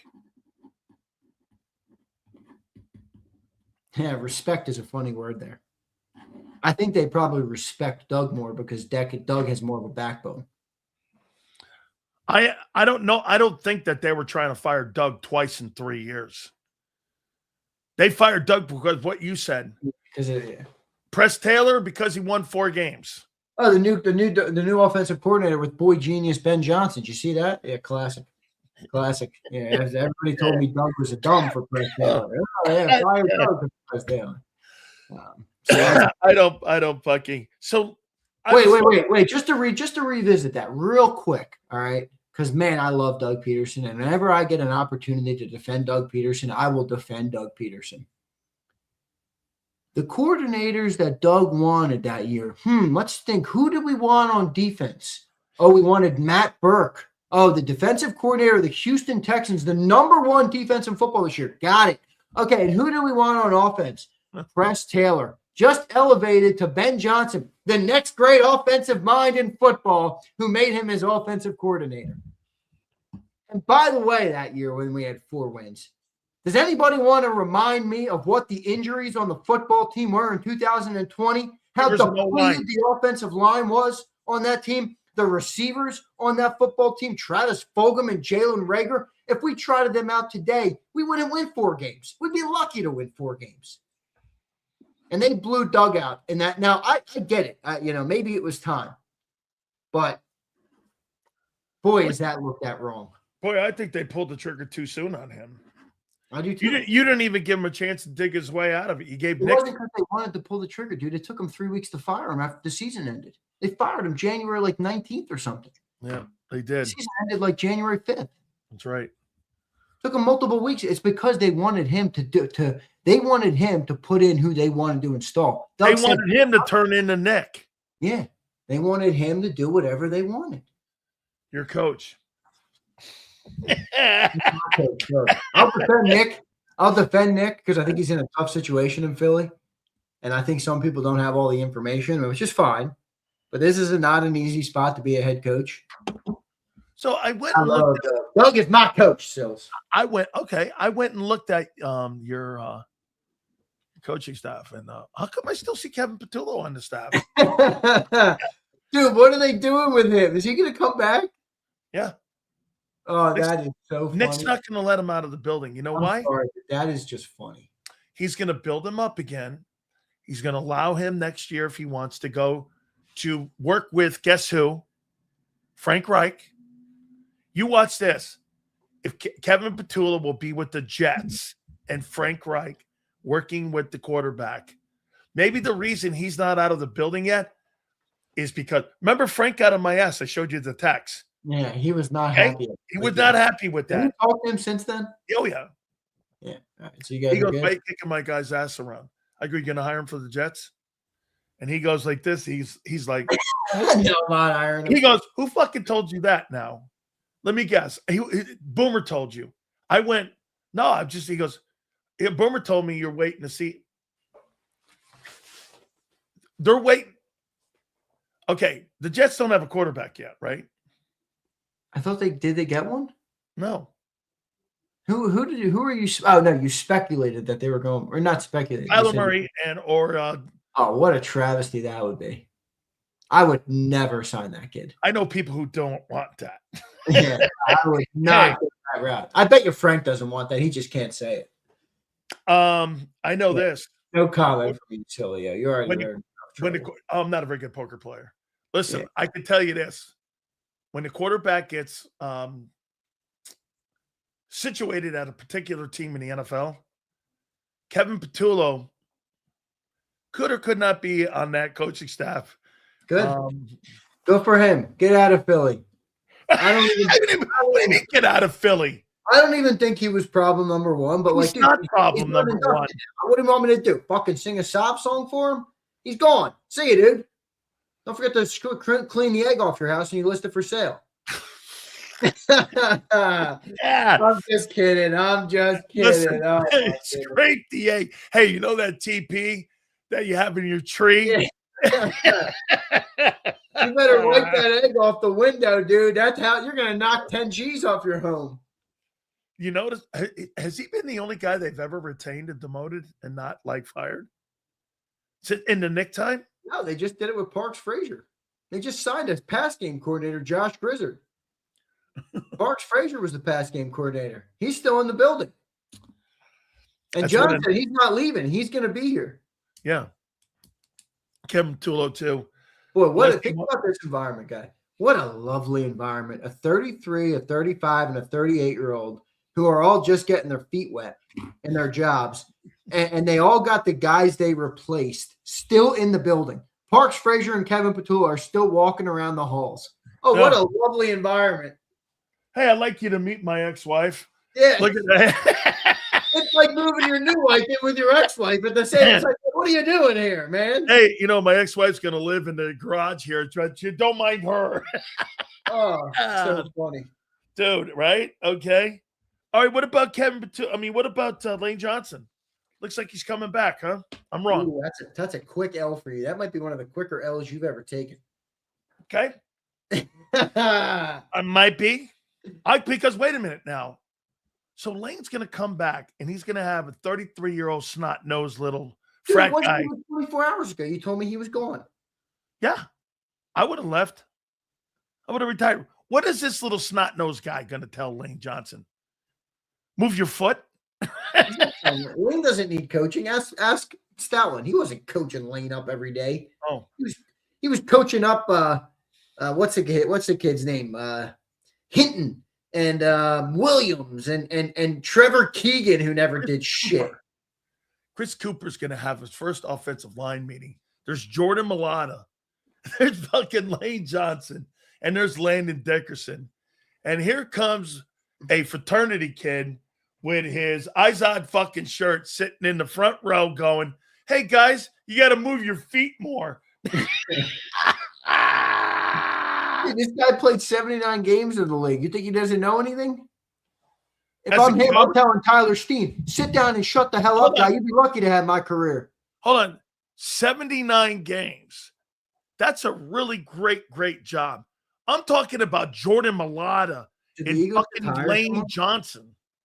Is Marshall making crap up, or did they hire someone?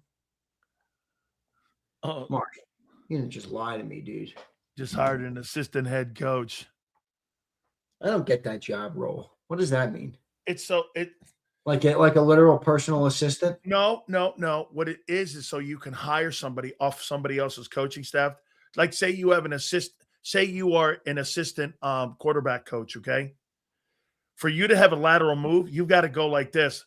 He's an assistant quarterback coach, an assistant to the head coach. He's like an assistant head coach. You have to like elevate. So you can avoid, you mean, them jumping. You can't make lateral moves under contract. Right. That's why you can't poach like you can't go like this. Hey, I love that coordinator that's sitting there. You just can't go unless that contract is up. Or what you do is you name him the assistant head football coach. That's how you can go. Want to name him the assistant head coach. Now, I don't know how many of those you can have. I got a question for you. How about this? And a little switcheroo on the National Football Show. Dan Sileo. Will Nick Sirianni be the head coach on February 11th of 2027?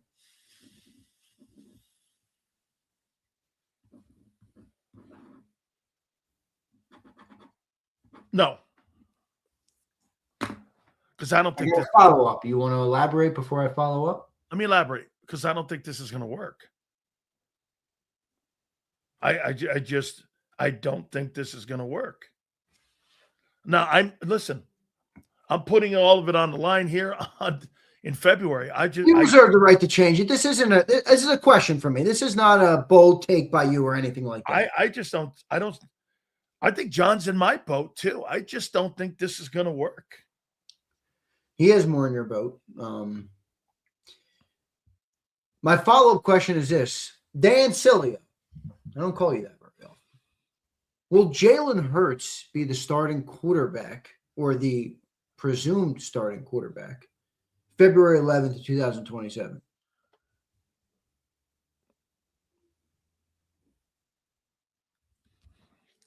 Okay, so if you fire Nick, you blow out the entire offensive staff. But you probably blow out the entire staff.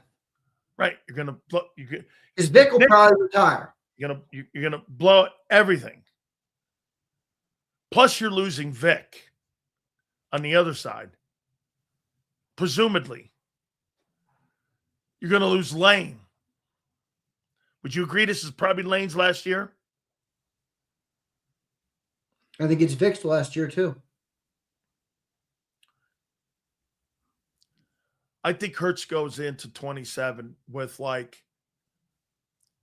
if he has another start to the season, he'll be out by the end of 27. I don't think it's the beginning of 27. I think it'll be the end of 27 that they get rid of him. Me too. I don't think it's one more year. I think it's 2 more years at least. Yeah. I think they'll move off of him, and that would mean that too, that he's not playing well this coming year, 26.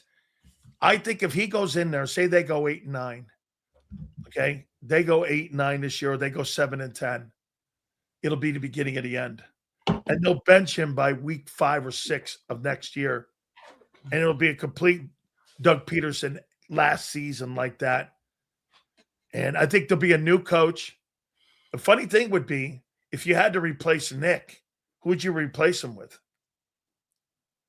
What style of coach would you replace him with? Because if you're going to – if this doesn't work.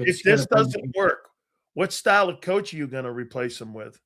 Are you going to replace him with a defensive-minded guy because you lose Vic? Or are you going to replace him with a coach? Yeah, what are they going to – in other words, are they going to hire another West Coast offense scheme? Yeah. Without that West Coast quarterback? I'll tell you what, guys. I will tell you what. Content. If this team isn't building this thing this year exactly like that, how many times have you heard Sileo and I say, boom or bust, oh yeah, fire and ice, either really good or really bad? Yep. This season fits that description to a T. It's either going to be great or it's going to be a colossal failure. Do you think that they would bring in? Let's play the game here with me. Say Justin Herbert gets to the AFC Championship game. Which I think he could, by the way. Okay. Well, then here. And let's say this thing, because I'm with John. I don't believe this is going to work. Nick gets blown out. Would you bring Mike McDaniel in as the head football coach, as the play caller? I don't think Mike would want to work here. He didn't want to be the coordinator here. Why would he want to be the head coach here? Because of Howie. Bro, Howie makes the boo-boo go away. But dude, you just got done talking about, and I agree with you, how you have to be a head coach in this city. You can't be a head coach like people are used to being head coaches. Don't get asked to move mountains. Don't get asked for crazy things, extraordinary things. Doug said, can I pick the next offensive coordinator? I won the Super Bowl 2 years ago. Hey, can I just pick my OC? Goodbye. Come on, man. I wonder if you could talk We need Tomlin. another Latin. I wonder if you could talk Tomlin out of retirement. No way. Tomlin come here to be bossed around by Lurie and Howie and Lurie's son? Are you kidding me? Mike Tomlin runs his organization for good or for bad. He's not doing that. And by the way, the Eagles don't want that because they want control, dude. Why do you think it's a trend in Philly? They always hire the name, and people give them credit for it because sometimes it works out. They always hire the name nobody thinks about. Why? They always hire the OC nobody thinks about. They hired Mannion, who nobody's freaking heard of. They hired Sirianni when nobody heard of him. They hired Doug when he was a quarterback's coach. They hired, Andy when nobody knew who it was. Would you hire Lane Kiffin? Lane Kiffin's another guy who wouldn't work here well. Who wouldn't work very well here. Why? How do you know he hasn't grown as a guy? I love Lane. I think he's great, but he's not gonna coach offense in Philly. No, I'm talking head coach, like that kind of guy. I know what you're asking. I don't think so. I think but wait, real quick. He is literally the king of the castle. Oh, completely. In Louisiana. He's got $14 million a year. He's got the women. He's got the money. He's got the yoga. He's got the recruiting class, the NIL dollars. He's got full control of the program. $14 million a year he makes. You think he wants to come and answer to Julie and Lurie? No. Come on, Sills. No, I'm staying in my own moat too. At LSU, you're the king of your own moat. Exactly. Nobody. I wonder what that would look like because there's no question this is swing or miss here this year. Why would they go to this extreme? Dude, I can't believe an organization that is so, they practice risk averse. And then they fucking this is not risk averse. This is like sink or swim. Well, you're playing risk averse. You can't do everything risk averse or else you're really going to be cooked. All right. I don't live my life risk averse. I live my life on the edge. All right. I live as risky as you could get. All right. In other words, every time I call my accountant, he's like, "You're fucking nuts," and he hangs up on me. So I live my life risky. I'm not a risk averse kind of guy. I don't. You know what? And I love it that way. I would much rather live with my ass exposed than hidden away for good. That's just the way I roll. So not my style. Yeah, I guess I can understand that. Exactly. All right, I can. All right, what are you going to do in the draft here, guy? Let me give you some names. Ready? These are my 10 dudes. Ruben Bain, number 1. I think he's the best player in the draft. He's a stud. I got the kid Reese, linebacker, Ohio State. Not a need for the Eagles. I got the kid Bailey, number 3, edge, Texas Tech. Caleb Downs, who was a former Bama guy who transferred up to OSU. That kid, I can't believe he got out of Alabama. Was it because Saban left? Who? Downs? Yeah, he left. Okay. Yeah, okay. Caleb Downs. I got Jeremiah Love, running back at 5. I got Tate, wideout, 6, OSU. I got Styles, LB, OSU. Got Lemon, wide receiver, USC, 8. I got Mansour Delane, quarterback, LSU, 9. And I got Francis Magala, offensive tackle, Miami, at number 10. Now, those are the 10 best players, in my opinion, which, by the way, since I've been on JAKIB, I've been pretty much a grand slam fucking knocking out of the park when it comes to talent evaluating with guys that I say that will be good players. I mean, we've been pretty much right on with these guys. Here are the Eagle 6 that I have. Have you started looking at the draft yet? Yeah. A little bit. I'm not where I want to be with it yet, but I'm getting there. Okay. I've been reading all the reports and everything. And remember, I watch a lot of college football. I know so you're I do know most of the guys. Like, for people who never watch college, it's a tough process. I do know most of the Power 5 guys. I completely will vouch for that you are a college dude. Yeah, for sure. There's people in Philly who are not. No, it's more uncommon. Yeah, they're Penn State people here is what they are. Yeah, there are a lot of Penn State, Notre Dame folks here. I got Cotton Hood, cornerback Tennessee. I've got Caden Proctor, O-line Bama. Zion Young, edge Missouri. Jordan Tyson, wide receiver Arizona State, depending on what you do with AJ. I got Howe, edge A&M. And I got Kendra Siddick, tight end, Oregon. Those are my Eagles 6. One of those 6 guys, in my opinion, will be taken by the Eagles. Which one of area of need, or is it still too early yet in deciding what to figure out? Now, if we're going by Lane, bro, I'm not. Do you draft Lane's replacement now? And do you play him at guard? Let him battle with Tyler Steen? Maybe. Remember, though, the changes to the O-line coach, that make a big difference. Completely.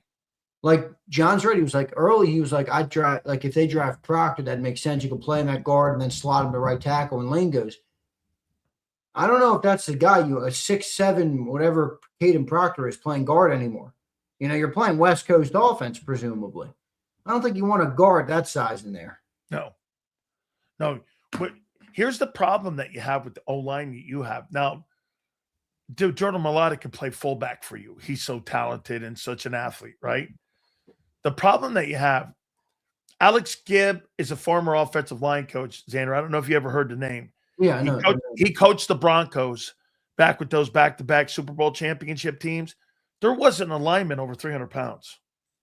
They were 290, 285, 275, and they were guys who were just exceptionally athletic. You've got to have, like, Mekhi Becton won't work with this new O-line guy.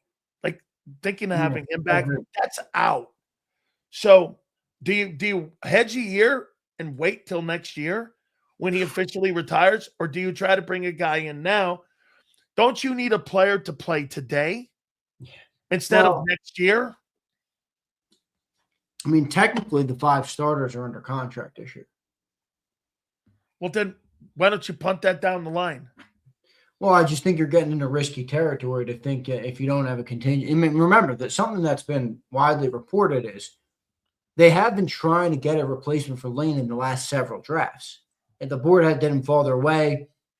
A couple things happened in the recent drafts. I think they wanted that Patano guy. There's a couple guys they wanted, and it didn't end up that way. So I just think you're skating. I mean, every year closer to Lane retiring, I think the layer of ice you're skating on gets thinner. Anybody ever played pond hockey? One of my favorite things to do when I was younger was play pond hockey.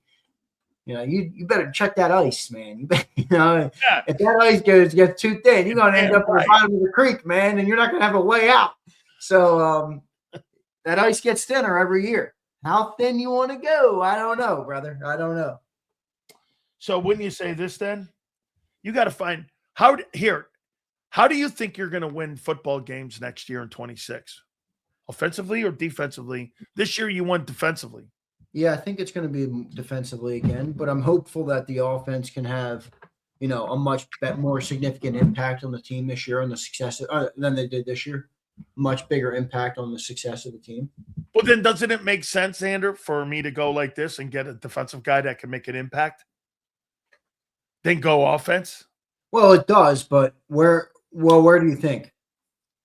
Edge or safety or corner? I think corner. Yeah, I mean, the reason that I think corner is a little bit of a stretch is just because of Cooper and Quignon, but they're 2 years down, so you're going to have some leeway. You're probably going to be able to get another contract done for Cooper before you even have to worry about paying the new guy. So I could see that. You think Howie's going to be more active in free agency or the draft? The draft again. I don't think they're going to go and spend a boatload of money. I really don't. I think it's another pseudo maintenance year type of thing. Another Chimu year. I don't know if it's to that level. I think it's somewhere in the middle. Okay. I've got an AJ Brown question here. By the way, we'll read these supers in a second. Battle Royale will happen. And also Adam Kaplan today at 5:30. He will join us. So let me go here.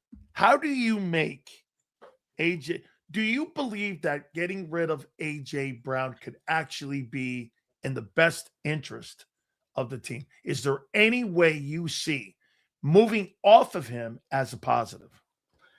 I see moving off of him as a positive if the player, is so consumed personally that it takes away from the team. Remember, this is a team game it's made up of talented individuals, but it's a team football game. And I'm a big AJ Brown guy. How many times have you heard me defend AJ? And I never wanted him out and all that, and I still don't want him out. But I will say this. I'm not going to deny my eyes. All right. His lack of focus, his problems with the offense, his gripes for however valid they might have been, impacted the team negatively. He dropped footballs in the biggest game of the year. He didn't give 110% effort on every play. Herb Brooks, I said the quote this morning, you give 99%, you make my job very easy. Did AJ Brown give 110% on every play? I don't think so. No. I don't think so. And even on plays where the ball was coming his way. So don't hit me with nobody gives 100% as a receiver when they're blocking. I'm not talking about blocking. I'm talking about when the ball was coming at him.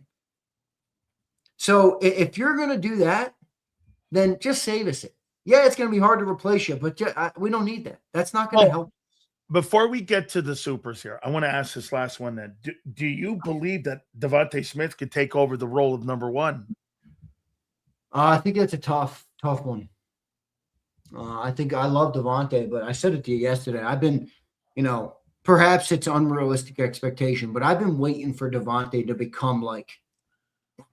Well, then doesn't this make sense in a West Coast offense? He fits better. So you think he hasn't become the guy because of the opportunity as opposed to the skill set? Completely. I think he's a number two, and I think he's been in that role. Well, Xander, what was the draft pick? You drafted him 11th or 12th? 10th. 10th. Fuck, man. I mean, that's why I said to you yesterday, I'm an Alabama guy and a Smitty guy. Where was CeeDee Lamb drafted? CeeDee Lamb wasn't the 10th pick. He was, I think, 19th or 20th, right before the Eagles picked Rager, remember? This is 10th. Remember the Eagles passed on CeeDee Lamb to draft Jalen Rager? Oh, hey, Xander, he's 10th. Don't you think the guy's got to take the number one role eventually? CeeDee Lamb draft. They didn't pass on CeeDee. CeeDee was 17th overall in 2020. Okay. Jalen Rager was 21. Now, again, CeeDee's more in the slot. I get all that. But when does Devontae become the number one? He's a better receiver. Forget where they line up. He's a flat-out receiver. He's a better receiver. I don't even think it's close. So then Devontae was overdrafted. I mean, you can make that argument. I think he's been a pretty good player for the 10th overall pick. But, is he the best 10th overall pick ever? No. The 10th overall pick's the number two still after 5 years? Do you think he could be the one? Or do you think that'd be a pretty weak receiving group? I think if you had Justin Herbert as your quarterback, he'd be spectacular. I think in what you're going to attempt to do with a run guy, I don't think he's that guy. You've got to be a CeeDee would be great in this offense. You know why? Because you can move him in multiple places. Slot, Y, Z. In West Coast offenses. He already does that in Dallas, and he gets the ball. He wouldn't get the ball. I'm saying that. Let's quickly read these supers here. We can do them after if you want. We can. All right, we'll do a couple. Sills, I take off Jordan, Tyson, and Sadiq. I think they're going top 15. I put in Boston and Lomo. I do like both those guys, Boston and Lomo. Yeah, I do too. I do too. I'm with you. All right, a couple more we'll get to. Hangry Dogs, over the cap date, says Lane is due $23 million in cash. Yeah, he's getting paid a lot this year. Oh, Marshall, absolutely. his name is Cole Peter. Cole's been here a while, Marshall. Cole was the assistant head coach last year. I don't know if they elevated him to another role, but he's been the assistant head coach there. I think last year was his first year, but he's been here. Mr. Hill, Nick saved Bobo. He is going to be swooping 26. Here's Marsh. Eagles just hired an assistant to the head coach. Oh, yeah, no. Cole Peterson is not becoming the head coach of the Eagles, Marshall. I know you hate Nick, but can you persuade Frank to take Bobo now, Sills? That would be great. Here's Henry Dogs. Did the 4-win O-line look more like the 25 O-line? This is why Howie and Timu Budget need to take accountability. I don't know. You're talking about the 2020 O-line. That was pretty bad, bro. It was, man. They were trash cans, black and This blue. O-line might have been bad. They were not that bad. Yeah, I don't even think close, to be frank. No Mikey way. Shred, 6 teams in the first round are eliminated every year. I've never seen an organization like Philly fire coaches at the rate they do. They expect Super Bowl every year. Jeez. Great. Marshall says, proud Nick hater right here, front and center. He is a tool. How you doing? Well, we didn't start winning. Marsh, when Jalen Hurts and Nick Sirianni showed up, 11 wins was considered catastrophic in the city of brotherly love. That didn't happen until those 2 guys showed up. Hey, all right, Howie's been here. Lurie's been here. Well, I got to tell you, man, if I'm Mark Holmes, I'm feeling pretty good about the last 2 Super Bowls. I'm watching two good quarterbacks, Hurts and Sam Darnold, win. I think it goes to Mark Holmes's take. You have to have an organization around Dak Prescott. Yeah, but it also goes to the point of that, we get engrossed and entrenched in quarterbacks and offense. It's not all that, dude. You need a great team. You need a great defense. That's right. But that goes to Mark's take about Dak. See, I actually think Philly should be feeling better than Mark, because if anything, we've proven again that offense is a little overrated. The Cowboys were the best offense in football this year. They didn't even sniff January. Okay, but what I'm saying is you don't have to have an elite guy at the position to win. I know that. I think Dak's pretty good quarterback. Well, I'm sorry? I think Dak's a pretty damn good quarterback. That's a great quarterback. Yeah, I agree. I think he is. He is a great quarterback. I know Philly doesn't like to hear that, but I think if Philly 500 took truth serum, he would say, yeah, Dak is good. Yeah. Now, where Philly's right is he does choke every December. I mean, it's like clockwork. They don't do shit in the playoffs. 2 wins in 12 years is insane, or whatever it is. So I don't know, that's man. the truth, but he can't play ball. He can definitely. He looks like he's in Dracula's cave right now. So we'll be taking shots like that. All right, I'm out of here, dude. Later. All right, big guy, man. Well, hey, keep it up, man. John's throwing nuggets, by the way, at 365. So make sure you guys catch him. Bro, talk to you in the morning, man. Later, bro. Later. You got it. Yeah, one thing that got basically solidified with Mark Holmes and myself, Sam Darnold and Jalen Hurts are the last 2 quarterbacks to win Super Bowls. Those guys aren't they're not better than Dak Prescott. Who in the world thinks that Sam Darnold, who was on 5 fucking football teams, is better than Dak Prescott? That's what we're doing here. Oh, yeah, by the way, I got criticized the last time because I was throwing snowballs at Mark and I was throwing hand grenades at 500. Without further ado, 2 of my friends. By the way, Adam Kaplan will join us at 5:30. Don't forget that. We bring in one of the great Dallas Cowboy content creators, our friend Mark Holmes, and we bring in the legend himself, Philly 500. He joins us now here. How you doing, guys? Doing great. Thank you for having us on. Doing really good.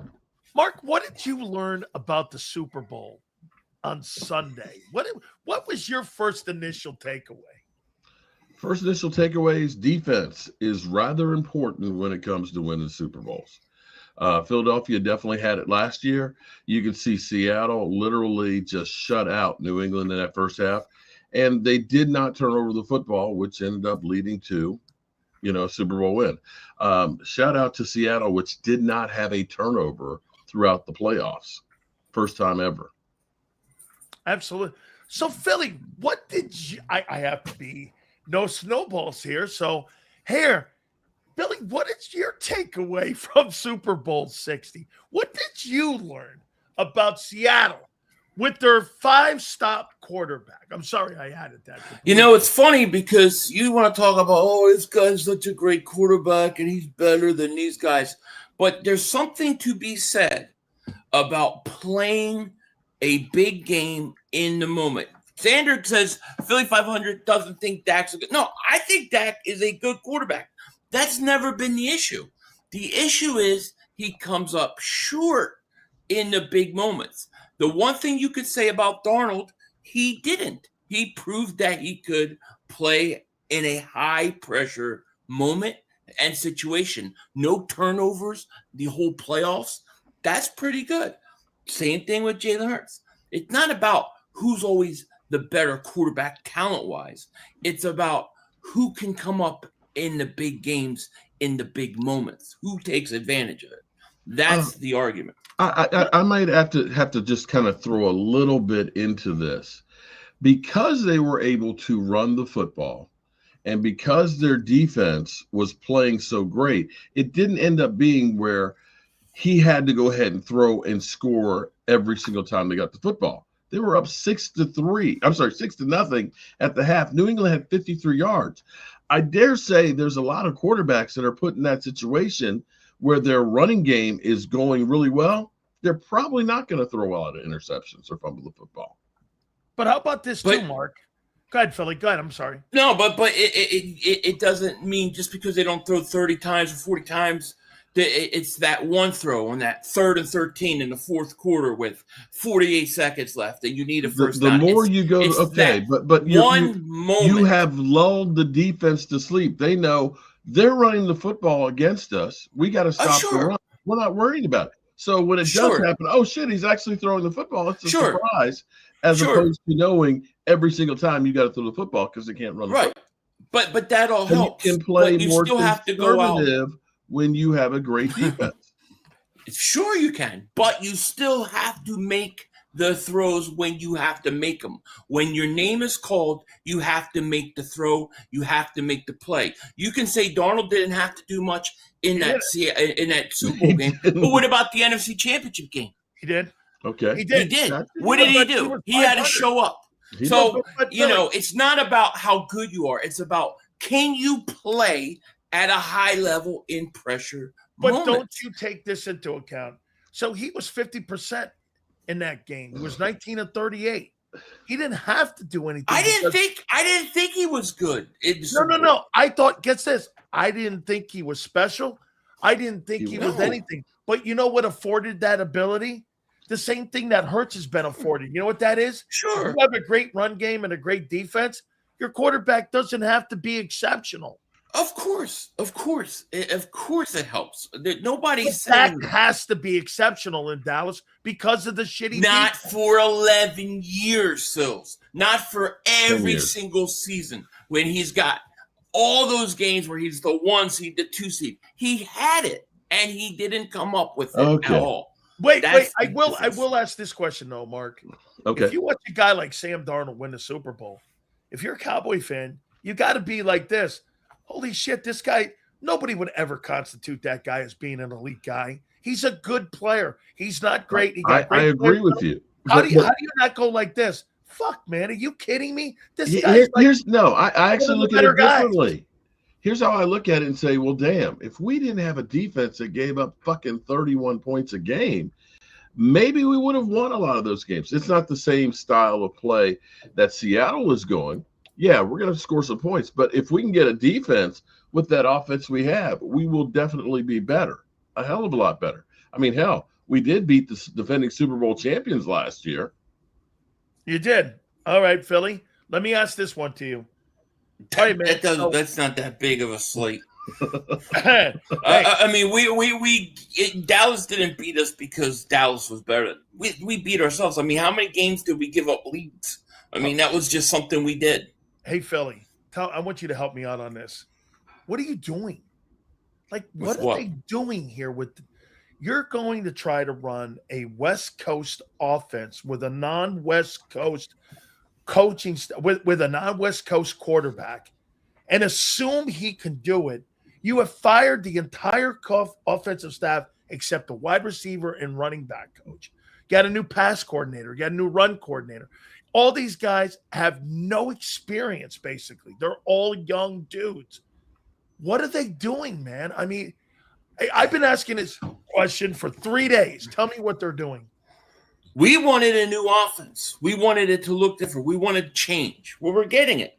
Now, whether it works or whether it's the right move, time will tell. But we got to give it a chance. It's impossible for me to sit there and tell you this is how it's going to look. This is how these guys are going to be. I don't know. I don't know enough about these coaches. We've got to wait and see. But I tell you what, I'm so happy they're doing it because one way or the other, we're going to sink or swim. with this coach and with this quarterback. I'm tired of the same thing every week not working. So I welcome it. But I think, gotta be a little patient about it. And we gotta at least give the guy a chance. I gotta give the offensive coordinator a chance. You know what I mean? This is what I wanted. I wanted the handcuffs off of Hurts. I wanted it. So you're giving the benefit of the doubt then? I don't know about benefit of the doubt, but I gotta wait and see. You know, I've got to wait and see. Do you think Nick Sirianni would be the head football coach by the end of 26? I think it's going to depend on how the offense goes. I really think that the reason why Lurie and Howie allow all this to happen is because I think they're basically telling Nick, you know, do or die. You know, no more excuses, no more putting on. You had talent around you. Now you got to go do something. So we'll see. Mark, all the changes on defense, almost a complete change. Offense was changed in Philly. Defense was changed, wasn't it? In Dallas, brand new defensive coaching staff. What are you expecting this coming year with the Cowboys defensively? Well, we gave up the most points in the NFL, so we got nowhere to go but up. When you look at Christian Parker, highly respected, the more things we end up seeing, it's like, I don't know how you Eagles ended up letting him go, especially with Big Fangio kind of talking about retirement, that he could have been the heir apparent. But putting together a staff, much like we just said, Nick Sirianni, it's basically you going to live and die by what he does. With Christian Parker, they're giving him full latitude to basically put together his staff of like-minded, teaching type guys. And so the hope is they're going to be able to take the pieces that they have. We've got a pretty good defensive front, and we have a lot of raw talent. So when you think about somebody like Overshown, when you think about somebody like Savon Ravel, that the hope is that they're able to coach them up to being really good players, because you're going to have to either go deep into free agency or you're going to need to trade back with one of those picks to try and get more draft capital. The thought in this draft right now is there's not a lot of great players in this. There's a lot of mediocre talent. And it may end up being that they do trade that pick, you know, the rumors are for Max Crosby. So if you get a guy like Max Crosby to add to that front and maybe some other free agents, you never know. It can definitely be improved. For all the questions you're going to ask about the Eagles offensive coordinator and their coaches offensively, you can say the same thing about the Cowboys defensively. Yes, of course. Because they haven't called any. Agreed. So they're in the same predicament, just different sides of the ball. Absolutely. And with a lot less talent. But the Eagles were better off in that way. But Philly, you're changing it out with 11 wins and winning the NFC East. They're changing it out with an under 500 record and lesser talent. It just shows you we're on different levels. Yours is a course change. Do you guys agree? It shows you we're on different levels. The Eagles and Cowboys operate different levels. We are operating at the level of we win Super Bowl championships. We compete for Super Bowls. Dallas, they want to get to the playoffs. That's all. It's two different. We're on two different levels. They're not on our level. There is one thing that you have to keep in mind with the NFL is I don't believe anybody going into this time last year thought Seattle or New England were going to be in the Super Bowl and that Kansas City wasn't going to be in the playoffs. Things change quickly. Teams rise and fall. You know, look at where Washington was last year this time and where they are now. You could end up being that with all of the turmoil and everything else, you could be in the scrap heap like some of the teams right there. Now, that's not to say you can't be great. Who knows? Nobody really knows. Mark, I'm going to tell you, I think the Eagles are between 7 and 9 wins this coming year. But I'll tell you what, one thing remains consistent. December comes. Oh, here we go. Here we go. Here we go. Every December, I know that's going to happen. All right. It don't change. Lane Johnson is reportedly coming back, but I'll ask you, Philly, what version of Lane Johnson comes back? Depends on the injury. If he's healthy and recovered.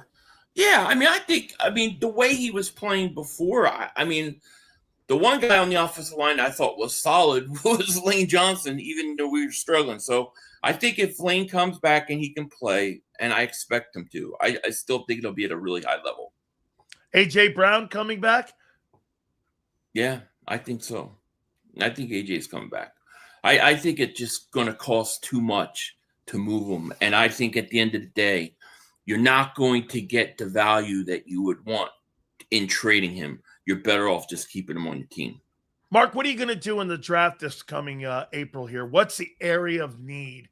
Is it defense, or do you is anything to do with what you're going to do with Pickens? It looks like you're going to put the tag on him.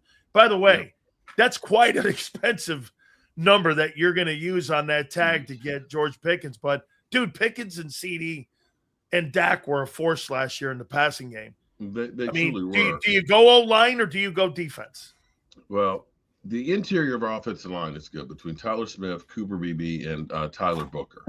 Problems are, I pretty much think that Terrence Steele is going to be gone. He's an $18 million hit. He's not worth that. And Tyler Guyton is a big question mark.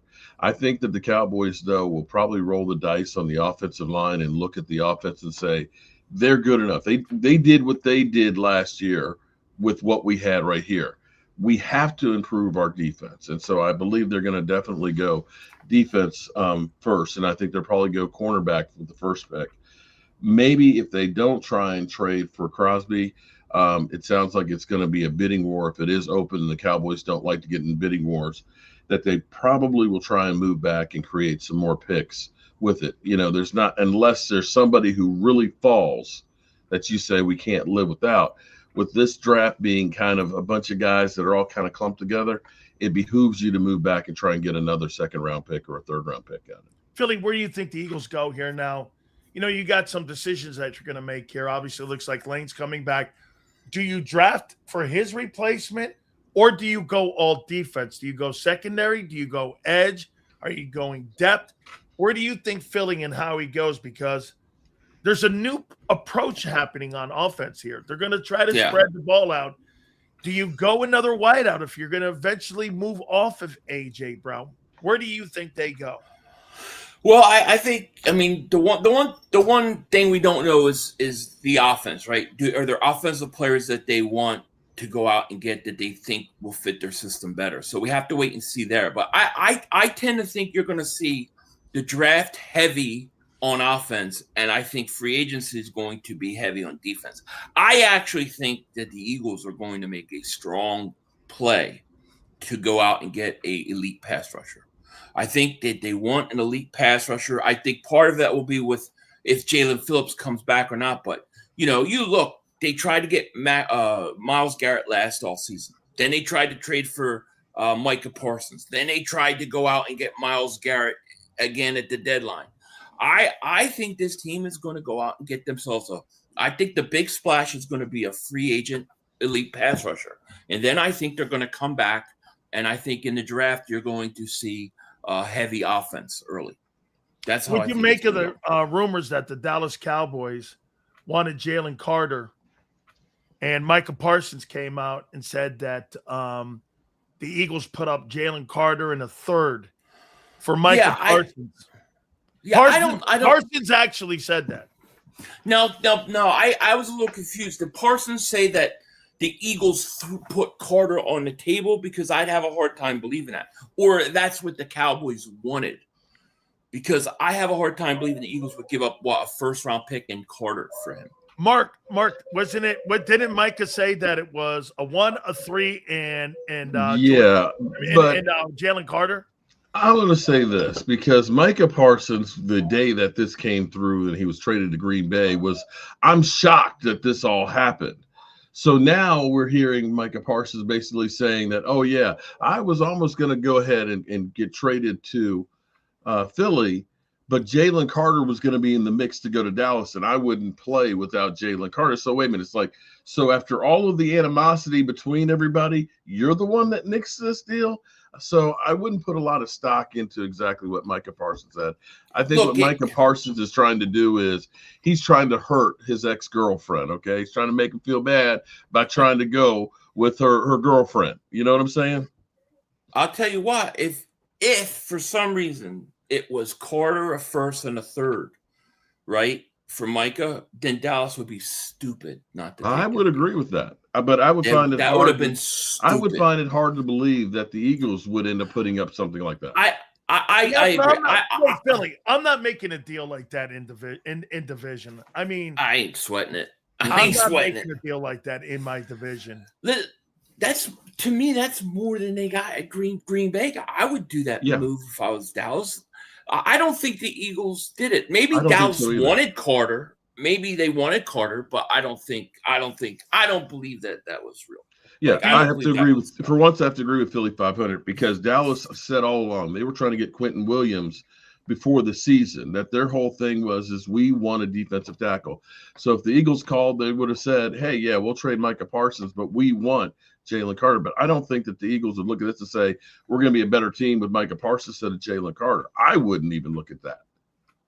Philly, do you think you should kick the can down the road on Jalen Carter and not sign him to a contract extension? I mean, you could, but you risk, it costs you a lot more money. I mean, you definitely could. It wouldn't surprise me if they did that, by the way. I could see the Eagles doing that, but I don't think they will, but who knows? I mean, I think you got to sign him and Jordan Davis, though. I think they both must be signed at some point. Should you give Jalen Hurts a contract extension now in this offseason? I mean, I would have to look at I'd have to look. I don't have the cap numbers in front of me, what they're going to be, but yeah, I mean, you could. It's one of the big debates right now, Mark. It's one of the big debates in Philly right now, whether or not to give Jalen Hurts a contract extension. I'm sorry, finish what you said. I probably would do it if I could. Yeah, even with the new offensive directional change. Yeah. Mark, what would you do with Jalen? Would you give him a contract extension? I mean, you're looking at his numbers right now. I mean, he's a $31 million cap hit next year, 42 the year after, 47 the year after that.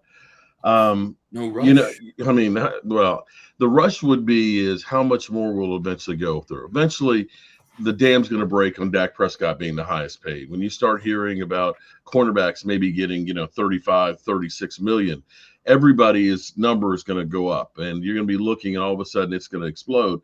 So the Eagles typically have been proactive in signing guys sooner than later. Landon Dickerson, after 3 years, didn't they sign him to his new contract? Because they want to get ahead of it. So I can see the philosophy. And he was a second round pick though too, so you had to do it a year early. Right. So I can understand why they would, but I don't think that they really would right now because you're not really gaining a whole lot of cap space. Like I said, a cap number of 31 million right now. Yeah, he's a 31 million. I'd be happy with 31 million as a cap hit for. Yeah, I think you could wait probably a couple years. I'm not giving that guy a contract extension. Not when I just watched Sam Darnold at $33 million win a Super Bowl. Mark, I think that Super Bowl has changed people's way of thinking because I brought this up I brought this up all week and all weekend long. Dude, Philly, why would I pay $50-60 million for a fucking quarterback when I just watched a guy with a $33 million tag go win a Super Bowl? Let me go build my roster. I mean, Josh Allen, he's one of the greatest talents there is in the game. And you've got Pat Mahomes.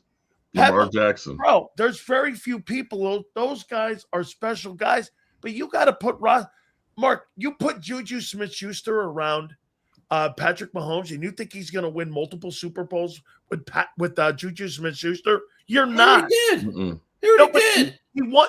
Yeah, but guess what? What happened in the last one? You guys tore him a new one. Yeah, but he with did. The defense.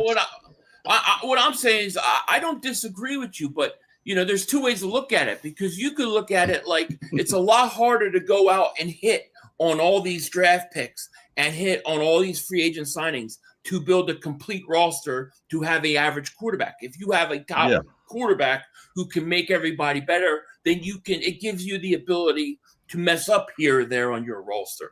So that's the appeal of the franchise quarterback. Otherwise, you got to hit on your picks. You've got to hit on everything. I don't think it's necessarily that easy. Well, what it actually has done is, the NFL goes in trends. The trends was you've got to have a lights out quarterback and you got to be a house scoring offense, and defense was kind of like it didn't matter. Well, defenses have kind of caught up to the offense. You know, they're getting around all of the illegal contacts and everything else. And defense is now becoming key. When you look at everybody who's been in the playoffs this year, nobody had a shit defense like the Cowboys. Defense does matter. And so you're going to see teams that are going to probably be trying to load up on their defense a lot more than usual. And that's the direction that the Cowboys are finally recognizing. Hey, every year we have a top 5 offense, but it hasn't done dick for us because our defense, when it comes to playoff time, is not good enough to go ahead and stop teams from being able to run. Mark, how about this with Quinn Williams? Are you guys going to extend him this offseason here, or are you going to wait another year or two? Because, again, if I'm not mistaken, I think right now your cap space is something like $29 million. You're probably going to release some players here's the thing. Yeah, well, here's the thing. We're minus $29 million at the moment, but we've got 22 that'll roll over. You got 25 probably that's coming in the Ascension, and you've got triggers that could get you over $100 million. In fact, with Quinn Williams, his contract is about Kenny 20. Clark. Yeah, both of them are about 22 and I think $19 million. There are triggers in both of those contracts that you can flip that can get you about $20 million if you want to do that. I think Kenny Clark is probably more of the shorter term fix. I think Quentin Williams is the guy they want to look and get locked down for an extension on there to go ahead and create that space and look for him to be here for the next 3-4 years. You think they restructured Dak, CD, and Tyler Smith? Oh, without a doubt with Dak. You got to. Dak is 78, and I think you get like 32 million with the restructure. CD is like 38, and you get 19 on the restructure. Basically, the difference between the Cowboys and the Eagles are the Eagles basically already account for the restructure in the contract when they sign a guy now. With the Cowboys basically have it the same type of numbers. They just have to flip the triggers when they decide to. And so when you have the triggers for, like, let's say DeRon Bland, you look at that and say, maybe we don't want to flip that because he may not be viable 2 years from now. So we'll hold on to that one. When you look at Dak, how he played this year, you look at it and say, yeah, I can see him playing another 2 or 3 years. You know, you're okay flipping the trigger. Couple last ones. Flip that trigger, baby. Flip that trigger. Flip the trigger. Flip well, the trigger. You Trigger, basically, flip, it's the same thing with Hurts. Hurts has got a $97 million hit in 28. You already have the triggers flipped. So it's the same deal. I get it. I just think it's funny you keep saying triggers. Hey, you think Devontae Smith could become a number one? Do I think he can? Yeah, I do. I think Devontae. So if you got rid of AJ Brown, you think Devontae could take that role? Yeah, I do. The question is who's going to take the other role? Who's going to take the second role? And if you're a guy like you who thinks Jalen can't do it on his own, then why are you going to go out and let AJ Brown go? You need all the talent you could get. Do you know Jalen Hurts is one of the worst passing quarterbacks throwing across the middle of the field of any quarterback? Xander gave me a number of any quarterback in pro football. He is the worst quarterback at throwing across the middle of the field. Damn. And you want to extend a guy, and you want to change the offense and think the guy could throw. Well, you asked me if I want to extend it, I'd have to look at his. Like I said, I don't have his numbers in front of me. If you're telling me that over the course of the next 2-3 years, his cap number is not that big, then why am I in a rush to extend him? I got to tell you, Mark, one last one here. I'm starting to like Dak more and more. The more I talk to you, I'm liking Dak more and more, man. You know why? Because I get to see a real quarterback every fucking Sunday. Oh shit! And I don't except for if he's in the red zone, right? Then it ain't too. Oh wow! You just like him because you know it drives me nuts. Well, we all love that, Philly. This is true. Tell me this. You know, has there ever been a player in pro football history that drives you nuts more than Dak Prescott? Yeah, Phil McConkey. Phil McConkey. I couldn't stand that guy, dude. Why Phil McConkey? He just used to get on my nerves, dude. The guy Giants, would make like one catch, 5 yards. You know, the like Giants, acting like he. I just Giants, folks. Yeah. This guy had one play in the Super Bowl in Pasadena. He catches the touchdown pass, and that guy drives 500. It drove me nuts. More than that. Okay. All right. Hey, is there one Philadelphia Eagle that drives you nuts, Mark Holmes? Oh, shit. One that drives me nuts? Ever. Has there been one Eagle to drive you nuts? I'm going to say Jerome Brown, man, because he was so damn dominant, man. He was a killer. If you're not saying players, I'd have to say Buddy Ryan. If we're talking about coaches. Is there one Cowboy that drives you nuts? One? All of them. Oh, they all drive me nuts. The question is who doesn't drive me nuts? I tell you what, I mean, Emmitt Smith used to get on my nerves a lot. Jeez. How about Irvin? Eric, what was that? Tony Dorsett used to drive me nuts. Irvin used to drive me up a wall. But I like Irvin more after football. Yeah. Like when I get to know, you know what I mean? Yeah. Romo was like Dak. Like to me, Romo and Dak are exactly the same person. Like I don't see them any different. It's just a continuation. Two chokers that can't win shit, that everybody acts like they're the greatest thing in the world. Mark, if you had to put your quarterback ranking between those two, Romo and Dak, who would you put? One or two? Romo or Dak? Right now, they're neck and neck. I mean, technically, Dak's got better numbers. He'll own every Cowboys record. If you had to have a 60-minute ball game, who would you take? Romo or Dak? I'm going to have to say Dak. I'm taking Quincy Carter. You guys. he took Dak over Romo. I love it. You know what, though? Hey, Mark, you know how you can always get to Philly about Jalen? Just ask him about Randall Cunningham go Randall Cunningham or Hurts. He'll never take Hurts over Randall Cunningham. I won't take anybody. I won't take Brady over him. Give me Randall all day. You guys are awesome, man. I really appreciate you guys, man. Thank you so much. Mark, continued great success. We'll talk again. Philly 500, we love you, man. Thank you. Thank you guys so much for doing that, man. Thank you. All right. You got it. Peace. No doubt. That is it right there. It's never a quiet time when it's Cowboys and Eagles. It's never a quiet time. You know what, too? What I love about Mark always hangs out a little bit to see if someone talks shit to him because he's used to people talking shit to him because he's always in that conversation. He always goes, you don't think they're going to start talking shit on me when I leave the room? Absolutely not here. But wait, just 2 years ago, Dallas had Baby LT and Baby Primetime on defense. Don't move the goalposts. Those bastards cut them, and they didn't pay Super Bowl champion D-Law. Cowboys are turds. Let's see what else we got here. Big Marsh coming in again. Sam Darnold and DeMarcus Lawrence on defense, just like Dak. And Darnold made D-Law a champion. How you doing? Good stuff there, man. Yeah, I learned how to scroll, guys, just so you know. Sills, I'd take off Jordan Tyson and Shadiq. I think they're going to be in the top 15. I put in Boston and Lomu. Got you guys. Appreciate you guys very much. Please hit the like button here. Adam Kaplan is going to join us in a couple minutes. That'll be at the bottom of the hour. Let me pay some bills here. Our great friends at Morgan & Morgan, the #1 injury law firm in all of America for a reason. Folks, I tell you this, man, they started this company 25 plus years ago for a reason. And that was because John's brother got injured on the job.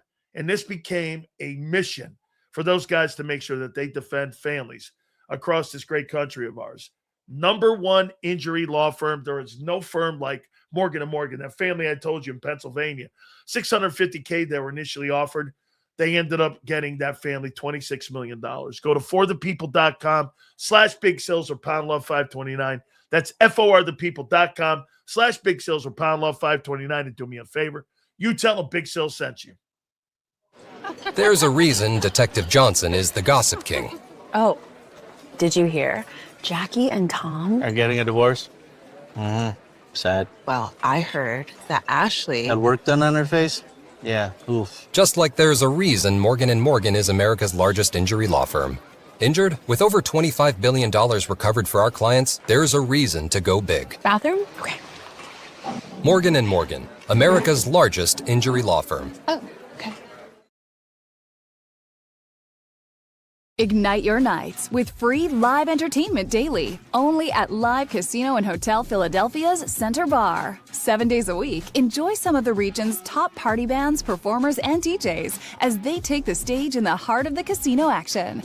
Great cocktails, live music, and lively moments. It's all happening at Center Bar at Live Casino and Hotel Philadelphia. Visit livecasinophilly.com for more details and the complete list of upcoming events. Must be 21 or older. Gambling problem? Call 1-800-GAMBLER.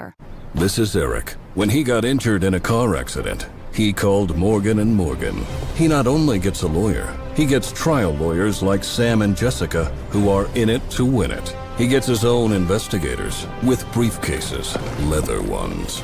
And if you ever have questions, our customer service folks keep things rolling. Injured? We're your army. Morgan & Morgan, America's largest injury law firm.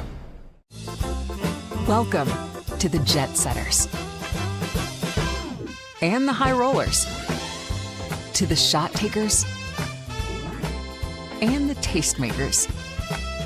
Welcome to the Viewfinders, the Thrill Seekers, and the Night Owls. Welcome to everything you could possibly want on one 5-mile island. Welcome to the Wildwoods. Book your stay today. In our hometown, we all look out for each other. We go the extra mile to lend a helping hand. Thank you. We step up to keep our communities going strong. And at Independence Blue Cross, we're here to keep you going strong. We've been deeply rooted in our communities for more than 85 years. And that connection to members has earned us our spot as the #1 health insurer in the region. So while you look out for your neighbors, know IBX is always looking out for you.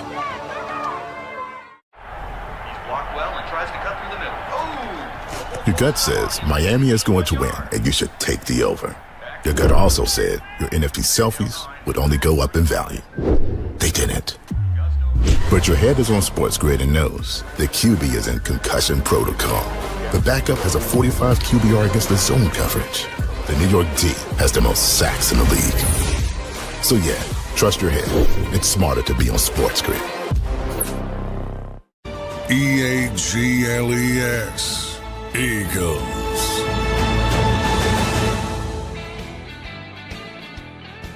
Adam Kaplan will join us at the bottom of the hour. Please hit the like button. We appreciate you guys very much. And Dolphins just hired Kevin Patullo. So he's leaving the building. Kevin Patullo. You got to hand it to Nick. Nick gave him a failsafe. Because that was going to, we asked the question, what's Kevin Patullo's role going to be? So he goes down with the Dolphins. And let me see here. Let's see here with the Dolphins, with the new OC. Let's see here. Kevin Patullo, new OC. Let me see what the connections are. And I will tell you why this worked, if Nick helped him get the job. So Bobby Slowick is the new offensive coordinator. And they interviewed Bobby Slowick, I believe, by Zoom. So let's go Bobby Slowick and see what his history is. There's always Slowick, Bobby Slowick. Okay, here he is. Wow, is he young? Holy cow. There it is. So he was the offensive coordinator in 23 and 24 for the Houston Texans. He was the senior pass game coordinator in 25, an offensive coordinator currently now. And he was in San Francisco as the pass game coordinator in 22. I don't see where the connections are unless there's a Nick connection.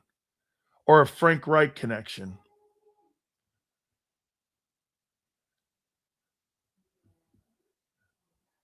Yeah, they just hired him.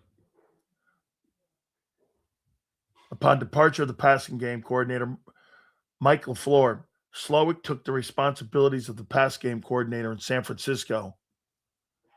So it's got to be a Kyle Shanahan and a Mike Shanahan connection for him getting that job with Bobby Slowick.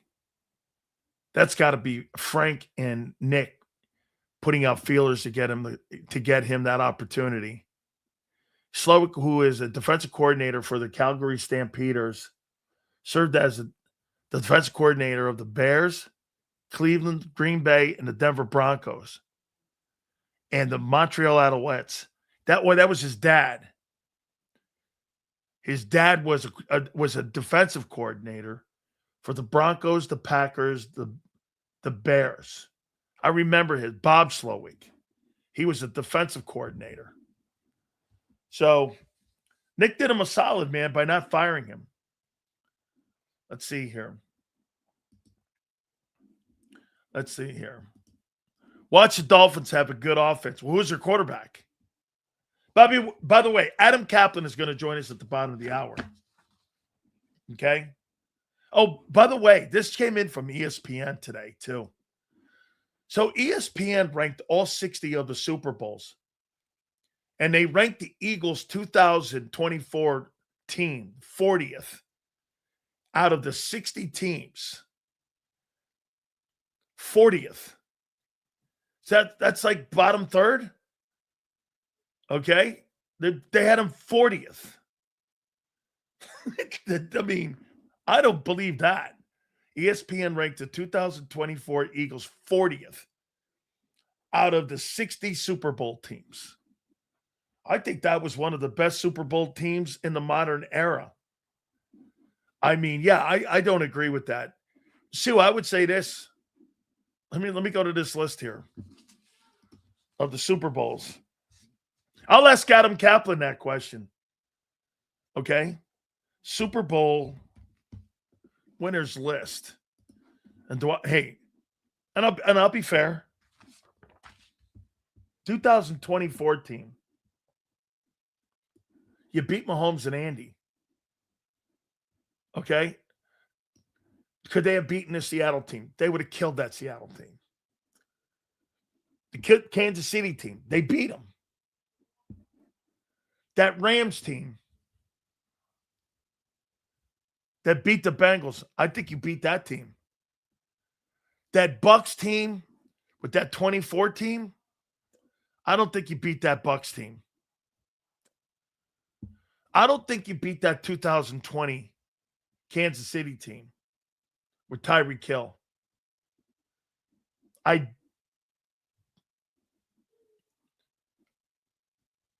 I think you beat that Patriots team in 19. Funny, do you guys think would the 2024 team beat the 2017 Eagle team?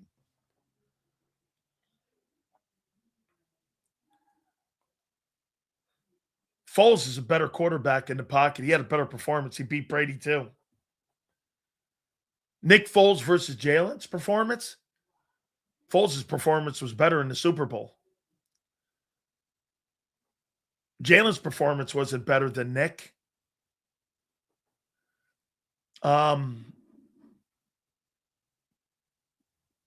Man, that's a great question. Who wins in that game? The 2017 Eagles or the 24 Eagles?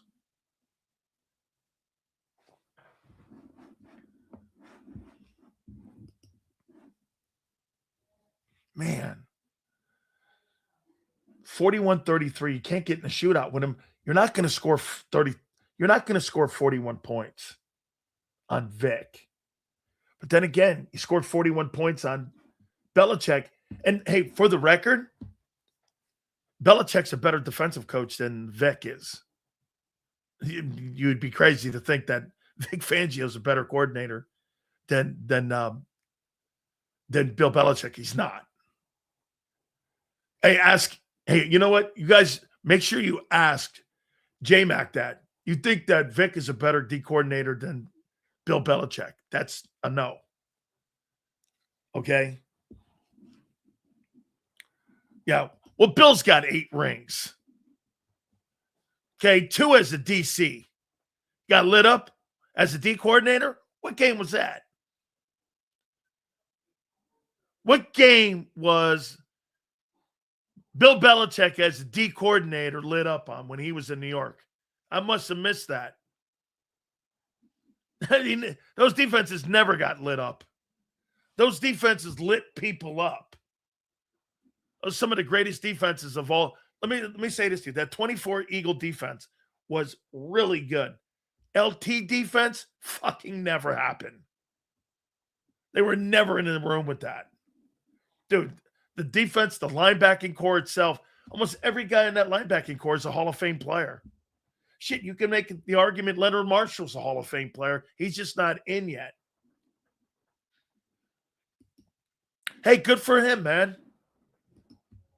That's good. We already saw what it looked like with Smitty and no AJ. No, thank you. Need him to stay. Yeah, that 17 offense with Nick throwing the ball around the yard. Dude, the guy won 6 Super Bowls. What are you talking about? 17 Eagles lit Bill up. How about this one too? Yeah, you say this and get this. The following year, you guys were 7-9. And Belichick went back to the Super Bowl and held that Rams team to 3 points. And you were 7-9. Look at this number here. What the Patriots did. The Patriots went to 3 straight Super Bowls. They won in 17. They lost to you guys and then went back in 18. 3 straight years they were in the game. And really, here, look at this. 1, 2, 3, 4, 5.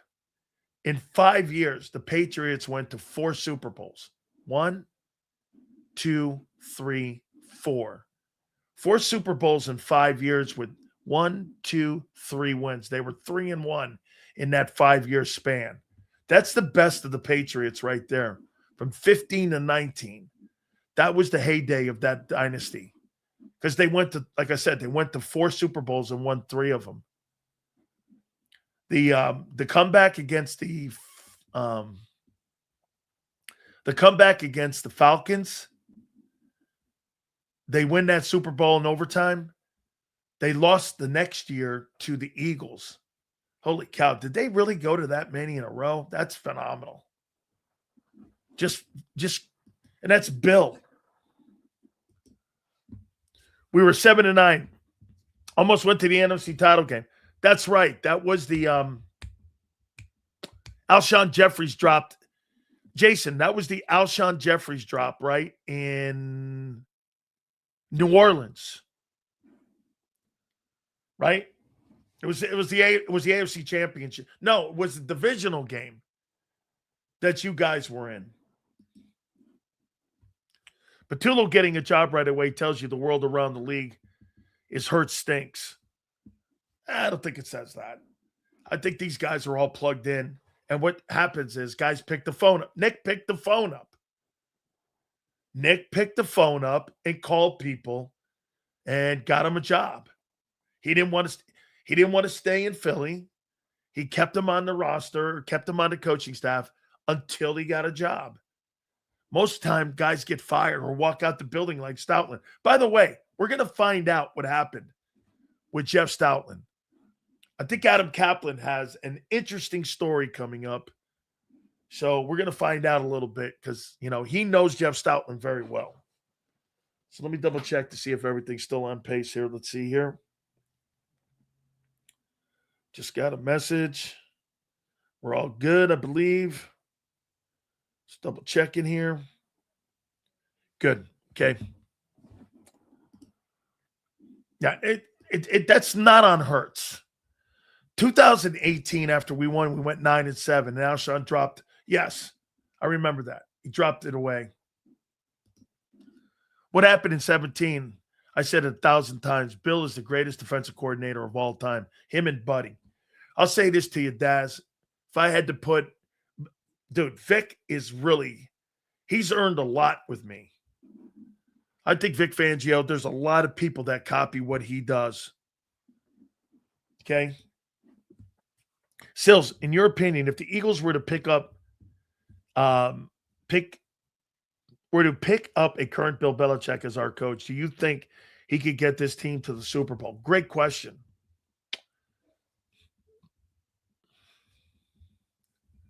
Bill would have to be in charge of personnel. And the Eagles aren't going to do that.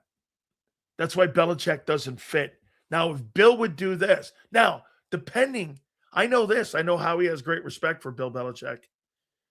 So if those guys could work together, probably. But Bill Belichick is still a great coach. Like, could he walk into Philly like you're asking? And could he win the Super Bowl? With that defense, the question would be, could Vic and Belichick work together? Bill plays man, though. Bill's a man defender. And Vic is more of a zone guy. So that would be completely different. Your defense would look different. And you really have to have great corners, like locked down, true, bona fide man cover corners. You don't have man cover corners in Philadelphia. Those aren't man cover corners. Belichick for head coach, Brady for OC. Yeah, I think Brady's got $375 million. And I think, he's got a ton of dough. Okay? He's got a ton of dough where I think he's pretty good. Yeah. Congratulations. I'm glad for him, by the way. Miami is a soft city. He doesn't have to worry about criticism. They don't really give a shit about the Dolphins down there. They don't really care. So if the offense stinks, they're not going to go sideways. Sports talk radio is not a thing down there. The media is weak. It's not a great sports city. Now, when things are going great, it's a front runner city. But it's not a great city when it comes to sports. Okay? Just like Dick needed Buddy Ryan and vice versa. Well, here, ask yourself this, Daz. Did Bill Parcells ever win a Super Bowl without Bill Belichick as his D coordinator? Did he? Did he ever win a Super Bowl? You say this about Brady and Belichick. Did Parcells ever win a Super Bowl without Bill as the D coordinator in New York? The answer is no. I mean, he never won one without him. And actually, when Belichick got fired in Cleveland, they hired him as an assistant head football coach for that Patriots team that got there with Bledsoe and with Parcells. They initially put him on the coaching staff.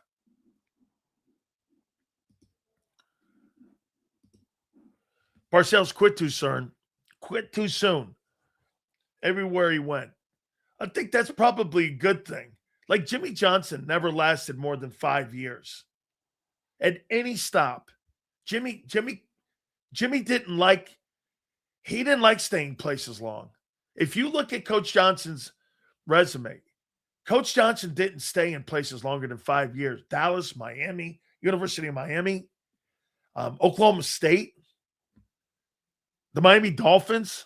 He never stayed past 5 years. Bobo's gone. Hallelujah.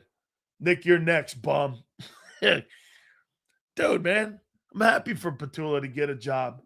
Hey, if that offense goes, I don't know who the quarterback's going to be in Miami because they've already made it clear they're going to move off of Tagovailoa.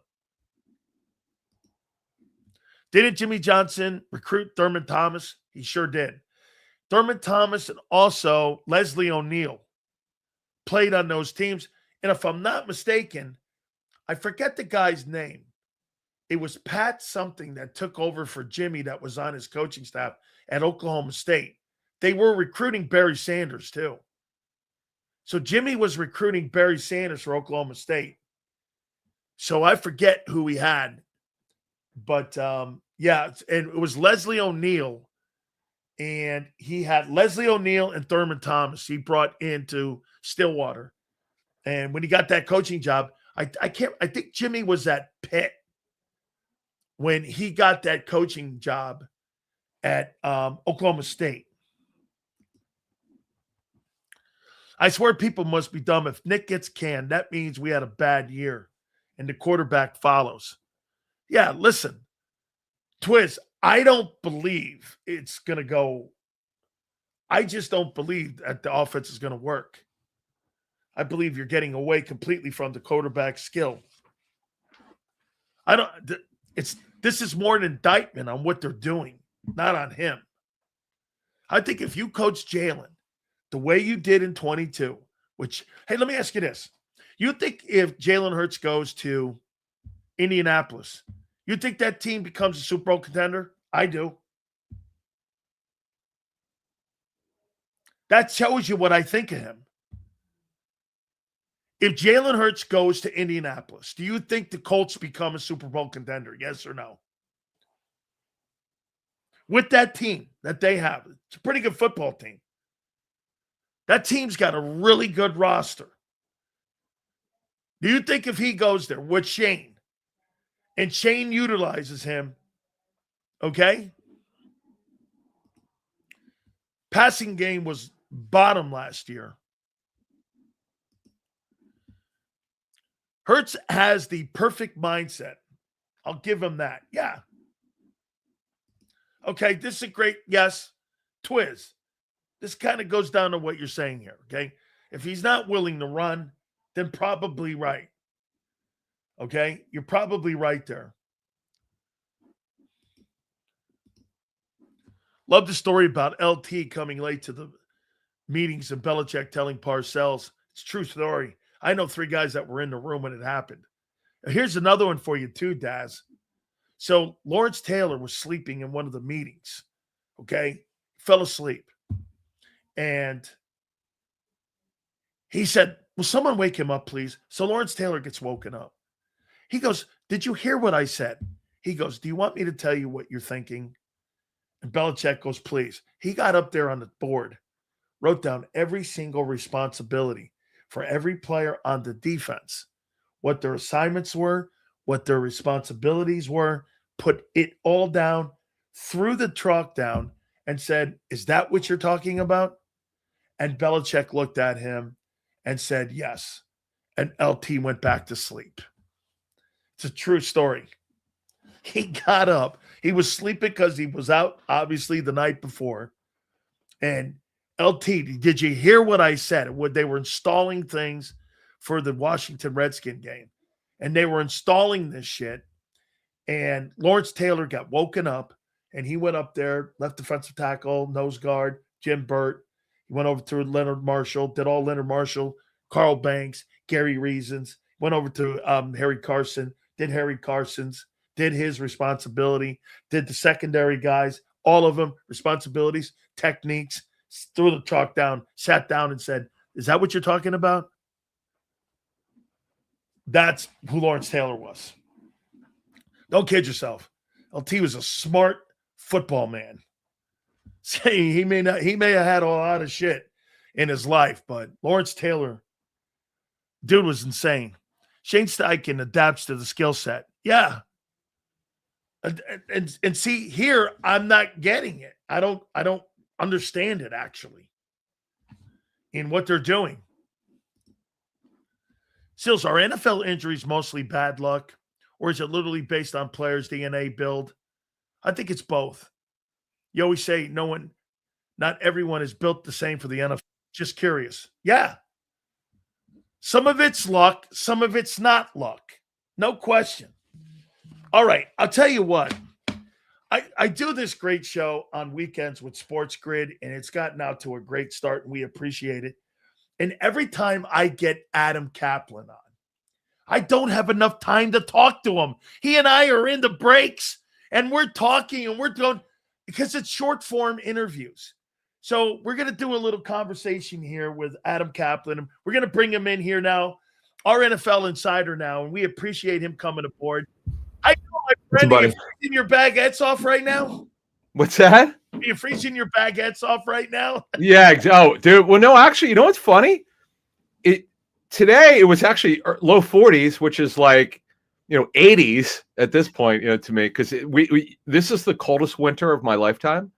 We don't like. You grew up in Jersey, did you? Oh no, Connecticut. You told me, right? Connecticut, yeah. But, right. We don't get snow like we used to. We had one like half a foot in January. That's it. But it's just been cold. But I flew back from Super Bowl week on Saturday, and the wind was 20 minutes before I landed in Philly. It was the wind was. This is also the windiest I've ever seen in my lifetime. But that's the weather these days. But anyway, we went to talk football. How about this? Let's go here. I mean. Yeah. So what'd you take away with Super Bowl 60 in your opinion? I mean, look, I did pick Seattle to win, but I shouldn't have on Sports Grid though. I got 4 out of my 5 prop numbers correct. I stupidly, Kevin Walsh, the host of Game Time Decisions, is my guy. He goes, listen, dude, it's okay if you want to change your pick from Seattle -4.5 to New England. We'll give you that chance on Sunday because we're going to do the pregame show. So I come on, I go, you know what? Going back and forth with this. I really feel like New England. It's just how prophetic this would turn out to be. They're going to handle their pass rush problems a lot better than they had been. Wrong. Such an idiot. I did so well. I pretty much I had the first half under 21.5. Got nailed that. 4 out of 5 props. But why the hell did I change my pick? So I beat myself up I was so mad because I pride myself on never changing it. If I just go with what I believe based on the information I gather. And then I overthought it. So for sports bettors out there, don't change your mind. If you felt like that the whole week, don't be an idiot like me. But that's my so I admit when I'm wrong. I said that was stupid. Anyway, you asked. Adam, how about this here? Do you agree? I asked Armando Salguero. I also asked. Yeah, I saw Mondo. Yeah. Let me throw this at you here. Am I right when I say this? I'm not impressed with that Seattle team. I mean, they're good. No, they're good. They're Why good don't you defense? But are you impressed with them as a unit? Well, here's the thing: the Legion Boom team was so much more talented, but the execution, the scheme by Mike McDonald, the head coach who calls the defense, is just phenomenal. Look, as a football player, look, when you get buy-in, sometimes you could play a little bit better than maybe you really are talented. They play better than I expected this season. They were one of my. Some people tease me about this, but they were one of my breakout teams. Well, they didn't make they had a winning record the year before, but I thought they'd go a long way, which they did. Though I didn't pick them to win the Super Bowl before the season started. I did like them a lot. But what I didn't know is that if you just looked at their pass rush player, like Derek Hall, Tank Lawrence, who still has something left in the tank despite all the injuries. If you go through their pass rush group, you go, okay, it's a nice group, nothing special. Jaron Reed, who's ageless, their defensive tackle, who is he's been there for a while, then left and came back. They just get it done, man. The value of coaching, man. When you get buy-in, I kind of underestimated that, I think, a little bit. And I do just want to say one thing. I'm going to stick up for New England. They deserve to be there. Despite, I know you look at how they got smoked. They got embarrassed. It was a bad game. They just didn't show up. Though defensively against the pass, they held themselves in it. They had a bad game overall. They just had a bad game. But you don't get there by luck. Yeah. You just don't. And I a lot of the national pundits, so to speak, I like that. I just love using that. They don't want to give anybody respect. That's fine. That's fine. But I look at it differently, covering this business 27 years. You don't get there by snapping your fingers. That's right. There's nothing lucky about this. It's about putting the work in, and I completely agree with you. I've got to get to Philly. I never get enough of you on Saturday or Sundays here. Let me ask you, do you believe that Jalen Hurts is an elite quarterback in this league? No, but he's a good quarterback. So you have to evaluate, okay, what does elite mean? Okay, I've been, my job is, I love football, but I'm not a fan of the Eagles. I don't care who wins or loses. I'm a reporter who puts on my analyst hat occasionally, to analyze situations. To take your question, Dan, at face value, he's a good quarterback. I mean, he's a winning quarterback. Now, what does that mean? Shows up in the big moments. Unbelievable mental toughness. If you realize how much the Eagles were trying to trade for Deshaun Watson 22, and he was aware of it, wasn't a secret to him, and to come back prior to the in the 22 offseason, right? And to come back and have a great season as he did, I mean, that his predecessor, if you remember, Dan, won it out. Carson Wentz, he couldn't take that. The Eagles drafted Hurts. When he just signed an extension 10 months before that, why would he care? Do you think Kurt Warner cared when they drafted Matt Leinart in the first round of the Cardinals? He's like, fine, you can do whatever you want, but I'm still going to win this job. And he did it, and he put the team on his back to the Super Bowl. Come on, man. It's ridiculous. What happened with Jeff Stoutland? And I'll tell you this, one of the biggest conversations going on in Philadelphia is, I heard this, and you correct me, please, because you know more about. I heard that when they came in and they were restructuring the coaching staff, which, by the way, they've almost completely revamped. Yes. That when Stoutland was told that he wasn't going to be the run game coordinator. That's definitely true. You said this to me. Yeah. And you know what? According to Frank Wright, you're dead on. That Jeff Stoutland got up because he is an emotional guy, and that was the end of it. And he was just really an emotional moment. And it really became a conflict between him and Nick. Is that what happened? Here, Dan, my understanding was like 2 weeks ago now that they were working towards something. And then he just decided he didn't want to do it, whatever that was. He knew he wasn't come back as a run game coordinator. They removed it, I was told, in October, the title. I know there's a report from the Inquirer saying like he wasn't told why he was being removed. I'm not saying that's wrong or right. I just find it hard to believe with a guy like this, and you're going to do this in season, you're not going to tell him why. Stunning me if that's the truth. But I just believe that they felt like they were working towards something, and then he just decided to not do it. But my partner in Inside the Birds, Jeff Mosher, had a really good nugget on Monday morning. He said they're working towards a settlement for the season because he was still under contract, and he won't coach this season. That was Jeff's report on our show Inside the Birds, which you get on any podcasting platform, that basically they're working on a settlement on his contract. He won't coach this season, and he might work on the Stoutland University stuff, the sweatshirts and could be tutorial, whatever the case may be. But it's just covering this team going back to early 2000s. This is one of the strangest coaching departures I could remember. Folks watching this could give me some other stuff that they remember the craziness of the coaching stuff with the Eagles. But this is the Juan Castillo one was bizarre to me when Andy moved him from offensive line to defensive coordinator. That was bizarre. I remember talking to Andy privately about that when he explained it to me. It made sense at the time. Oops, didn't work. But this one to me, this could be like a 30 for 30 short. Like, this is just not normal. Look, I know did they push him out? No, I don't know. No, I've been yelled at by the Eagles over the years, for putting stuff out there where they think I'm way out of line. They won't tell me I'm wrong, but they said you shouldn't say it that way. I'm back them on this. I know they were working on whatever, and he just put a statement. I don't know, man. I'm completely to answer your question. I'm puzzled by this one. Now the question will be, after this year, is he going to come back and coach? He won't be coaching here in terms of we're going to assume what they've got going on is going to work, and they're not going to go back to him. Plus, they're running a completely different offense than he's used to, and schematically, it's going to change. I just wonder if he'll coach. It's not like he's 70. He as you know, Dan, these coaches, he's 60. Right? That's really not old. And for goodness sake, I mean, Belichick's 74. Yeah, Carroll's around that or older. Yeah. And if he didn't do, it didn't work out for him, but it's not like he can't coach anymore. But anyway, it's just to move this along here. It's one of the strangest and bizarre situations I can remember. Just if you take everything into account. So they worked on a settlement for him not to coach. Yeah, that's what Jeff said. Yeah, on our show. Yeah. Okay, for on him his contract. Yeah. Okay, so did they offer him an opportunity to come back?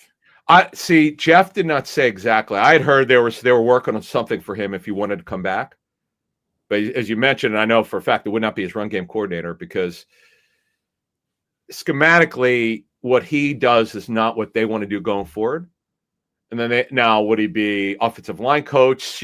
Like the Eagles love throwing around these titles for the personnel people and coaches because they Jeffrey Lurie's money, they are so generous with their contracts and paying people, talking to coaches and front office executives for over 20 years with this club. But I don't know exactly what title he would have had, but it doesn't matter now because it's, Jeff had that story for us on Inside the Birds on Monday morning that they're working towards a settlement, so he won't coach this season. But I just wonder what he'll do in 2027. We'll see. Don't know. So you mentioned it. I mean, you changed the run game coordinator, the offensive line coach, pass game coordinator. You bring in Josh Grizzard. Yeah. You've got the only people I think you have left in the building are the quarterback coach and the wide receiver coach. So they want to go. Scott Leffler was let go, I was told. Well, yeah. Oh, he's been let go. That Okay. was he was let go.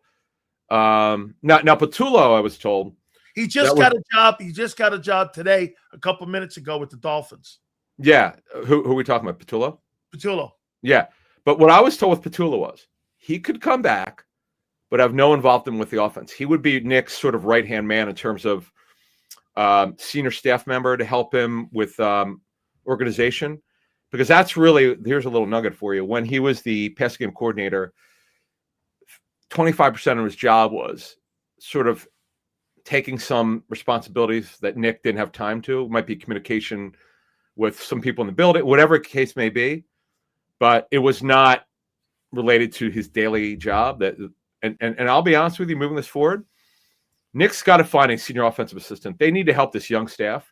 Like I'm all about being young. They're going to be young staff, save a couple older guys. They're generally going to be very young. And almost all the staff has been flipped over. Leffler's gone, who's late 40s, early 50s.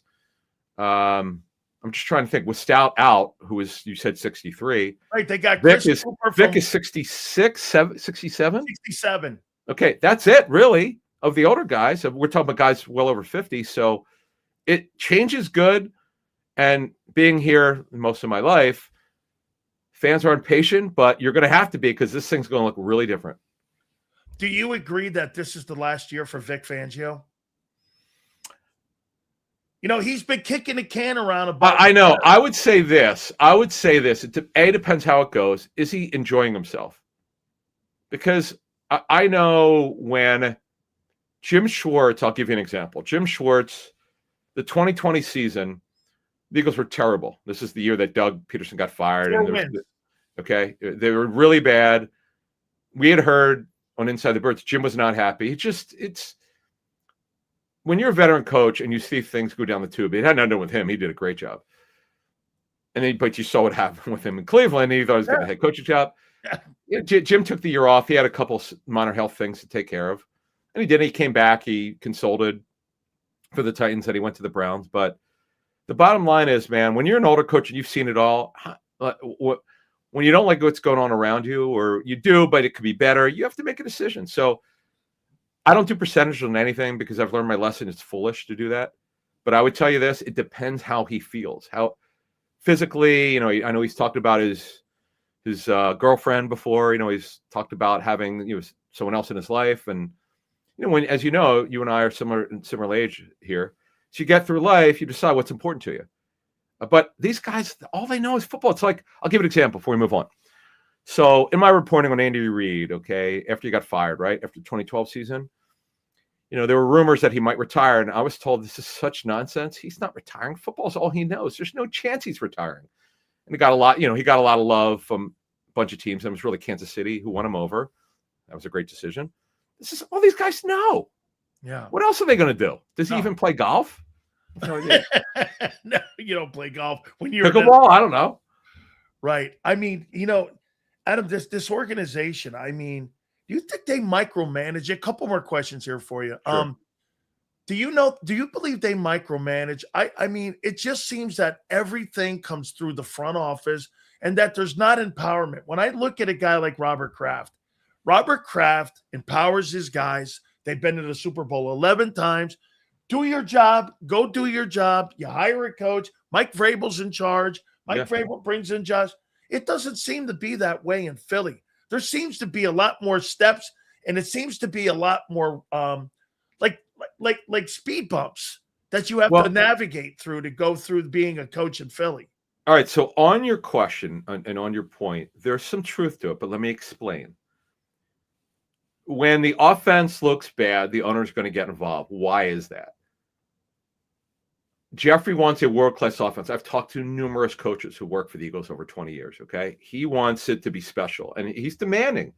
But as one former coach on Jeffrey's staff, Jeffrey's staff, Nick's staff. I was actually not Nick's staff. The staff over the last 20 years told me. And he'd been there for a number of years. He goes, I'll sign up for that any day.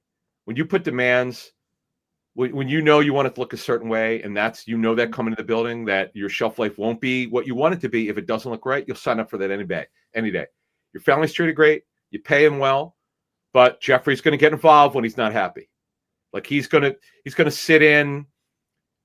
He sat in with these coordinator meetings with his son Julian. Julian's going to take over the team someday. Julian's very, very involved with the money situation. So the hiring of the coordinators, you think Julian was involved in that too? He sits in. He's an executive. He's on the football. He's actually on both football, data analytics, cash spend, and non-football and football operations. He's got a hand in it. It's fine.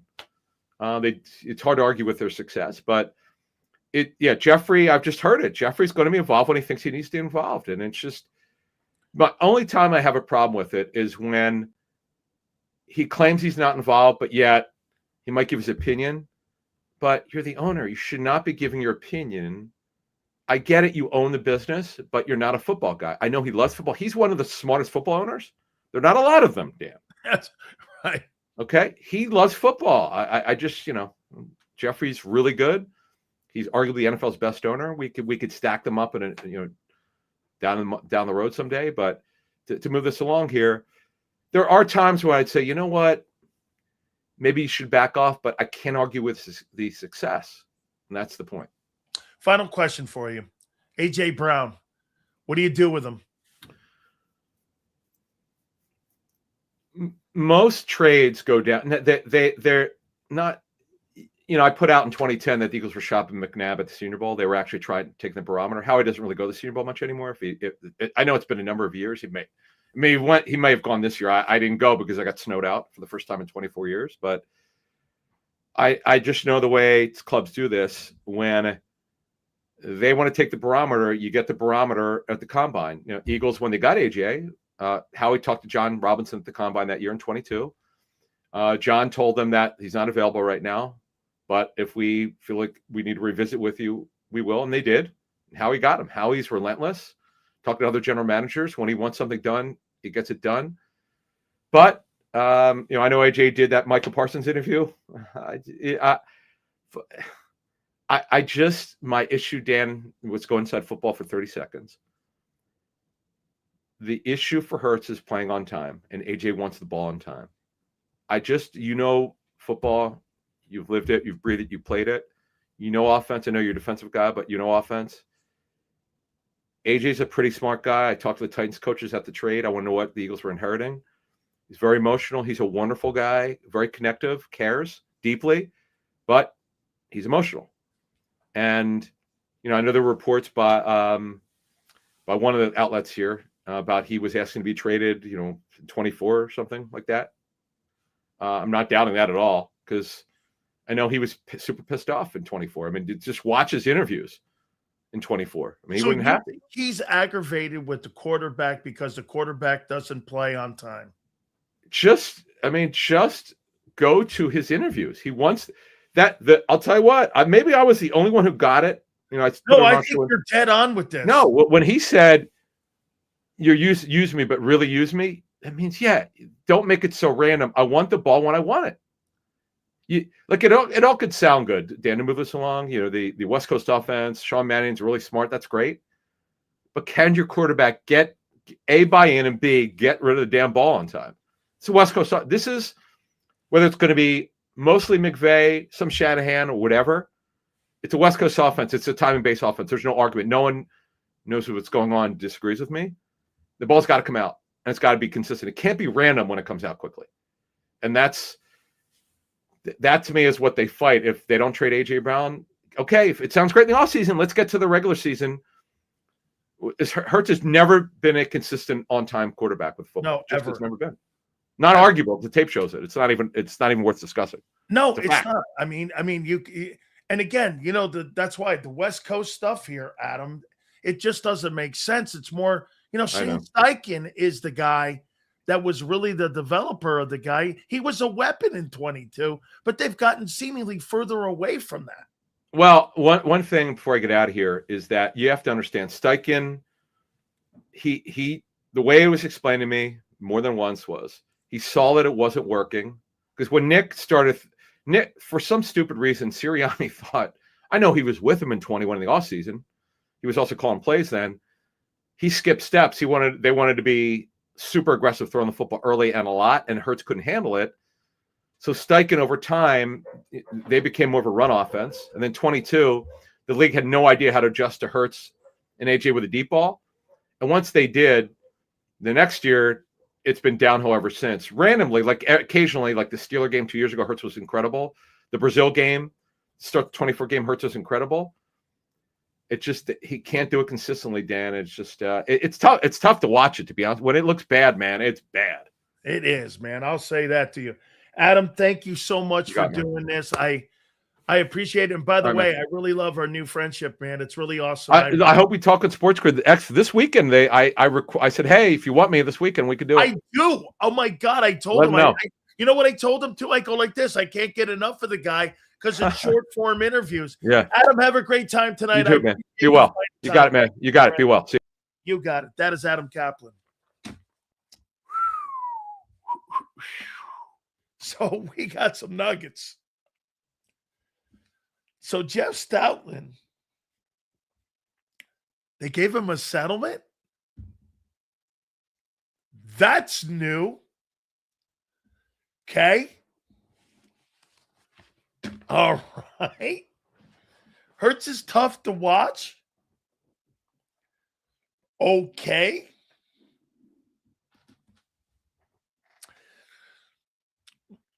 Glorious challenging Hurts. No more coddling. What'd you make of what Adam Kaplan just said? Dude, I tell you this. He's not the easiest guy from what I hear. I love the guy.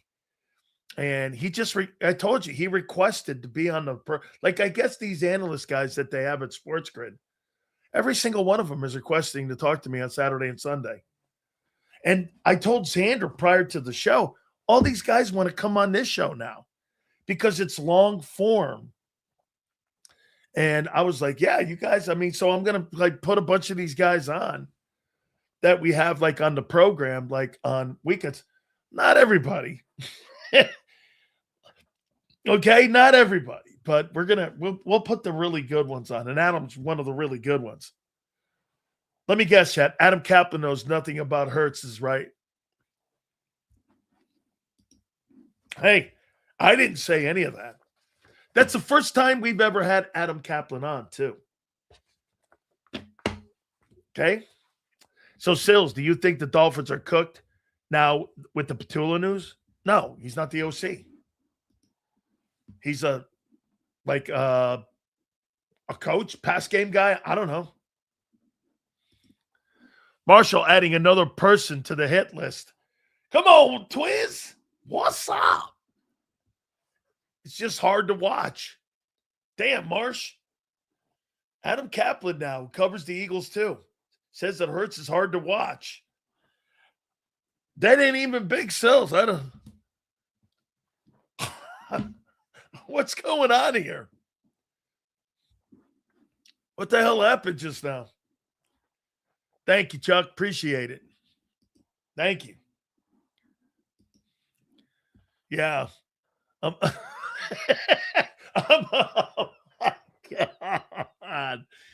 God. Hurts is going to dunk on his haters this year. Yeah, right. With that spread offense of his, right? And Reyes. Him being able to spread it around like Joe Montana. Aaron Rodgers. Yeah, I can't. Oh, my God. I can't wait to watch this. But, hey, I'll tell you what. There'll be a lot of leaving the pocket.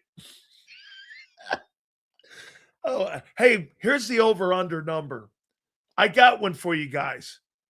over under 42 sacks or 15 picks. Or both. 40 sacks and 15 plus picks. I'm going over.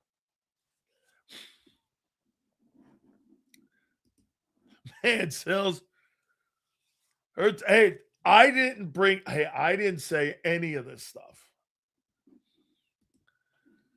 Okay? You're about to see run and shoot with Hurts. That would be a good offense for him. Wildcat. Run that old school Wildcat. Who was the Mouse Davis? That was the guy. Mouse Davis ran the Wildcat. That'd be good for Jalen, running that Wildcat. I don't see much changing. I bet it's still Nick's playbook. You got 23 picks? They'll never let him get to 23. They'll bench his ass before that.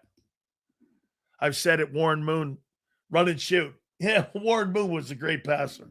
Hurts ain't. Triple threat. Won't run, can't throw inside the numbers, can't read defenses. And you want him to play West Coast. This is what we brought up today on the program. I mean, look, that's Adam Kaplan, who's like an plugged-in guy with the Eagles. He's saying that shit. Dude, that stuff with Stoutland is wild in how this happened. So Jeff Stoutland, they gave him a settlement. They gave the guy a settlement not to coach.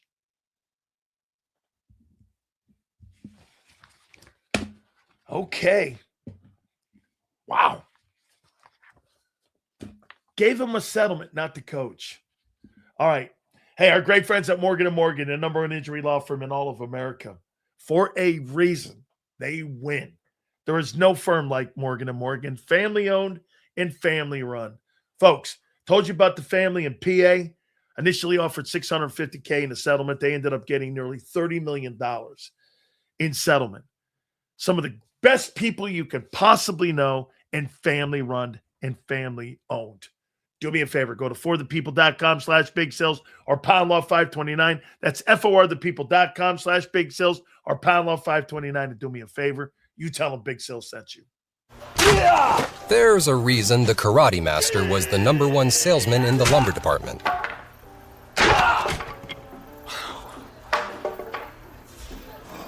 Karate. Just like there's a reason Morgan & Morgan is America's largest injury law firm. Injured? With over $25 billion recovered for our clients, there's a reason to go big. Morgan & Morgan, America's largest injury law firm. Ignite your nights with free live entertainment daily, only at Live Casino and Hotel Philadelphia's Center Bar. 7 days a week, enjoy some of the region's top party bands, performers, and DJs as they take the stage in the heart of the casino action. Great cocktails, live music, and lively moments. It's all happening at Center Bar at Live Casino and Hotel Philadelphia. Visit livecasinophilly.com for more details and the complete list of upcoming events. Must be 21 or older. Gambling problem? Call 1-800-GAMBLER. This is Eric. When he got injured in a car accident, he called Morgan & Morgan. He not only gets a lawyer, he gets trial lawyers like Sam and Jessica, who are in it to win it. He gets his own investigators with briefcases, leather ones. And if you ever have questions, our customer service folks keep things rolling. Injured? We're your army.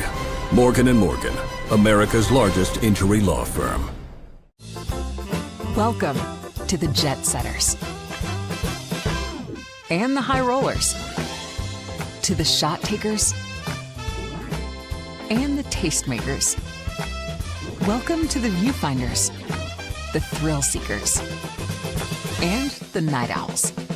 Welcome to everything you could possibly want on one 5-mile island. Welcome to the Wildwoods. Book your stay today. In our hometown, we all look out for each other. We go the extra mile to lend a helping hand. Thank you. We step up to keep our communities going strong. And at Independence Blue Cross, we're here to keep you going strong. We've been deeply rooted in our communities for more than 85 years. And that connection to members has earned us our spot as the #1 health insurer in the region. So while you look out for your neighbors, know IBX is always looking out for you.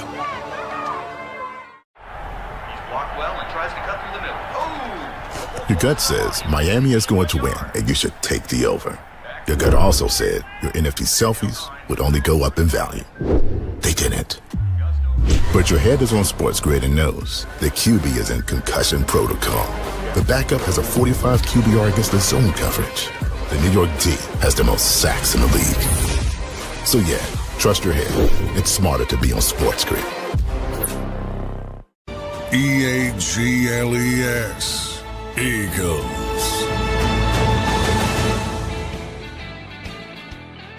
You shouldn't have seen this. I told Xander I wanted to put a camera up. He goes, be a nightmare for you.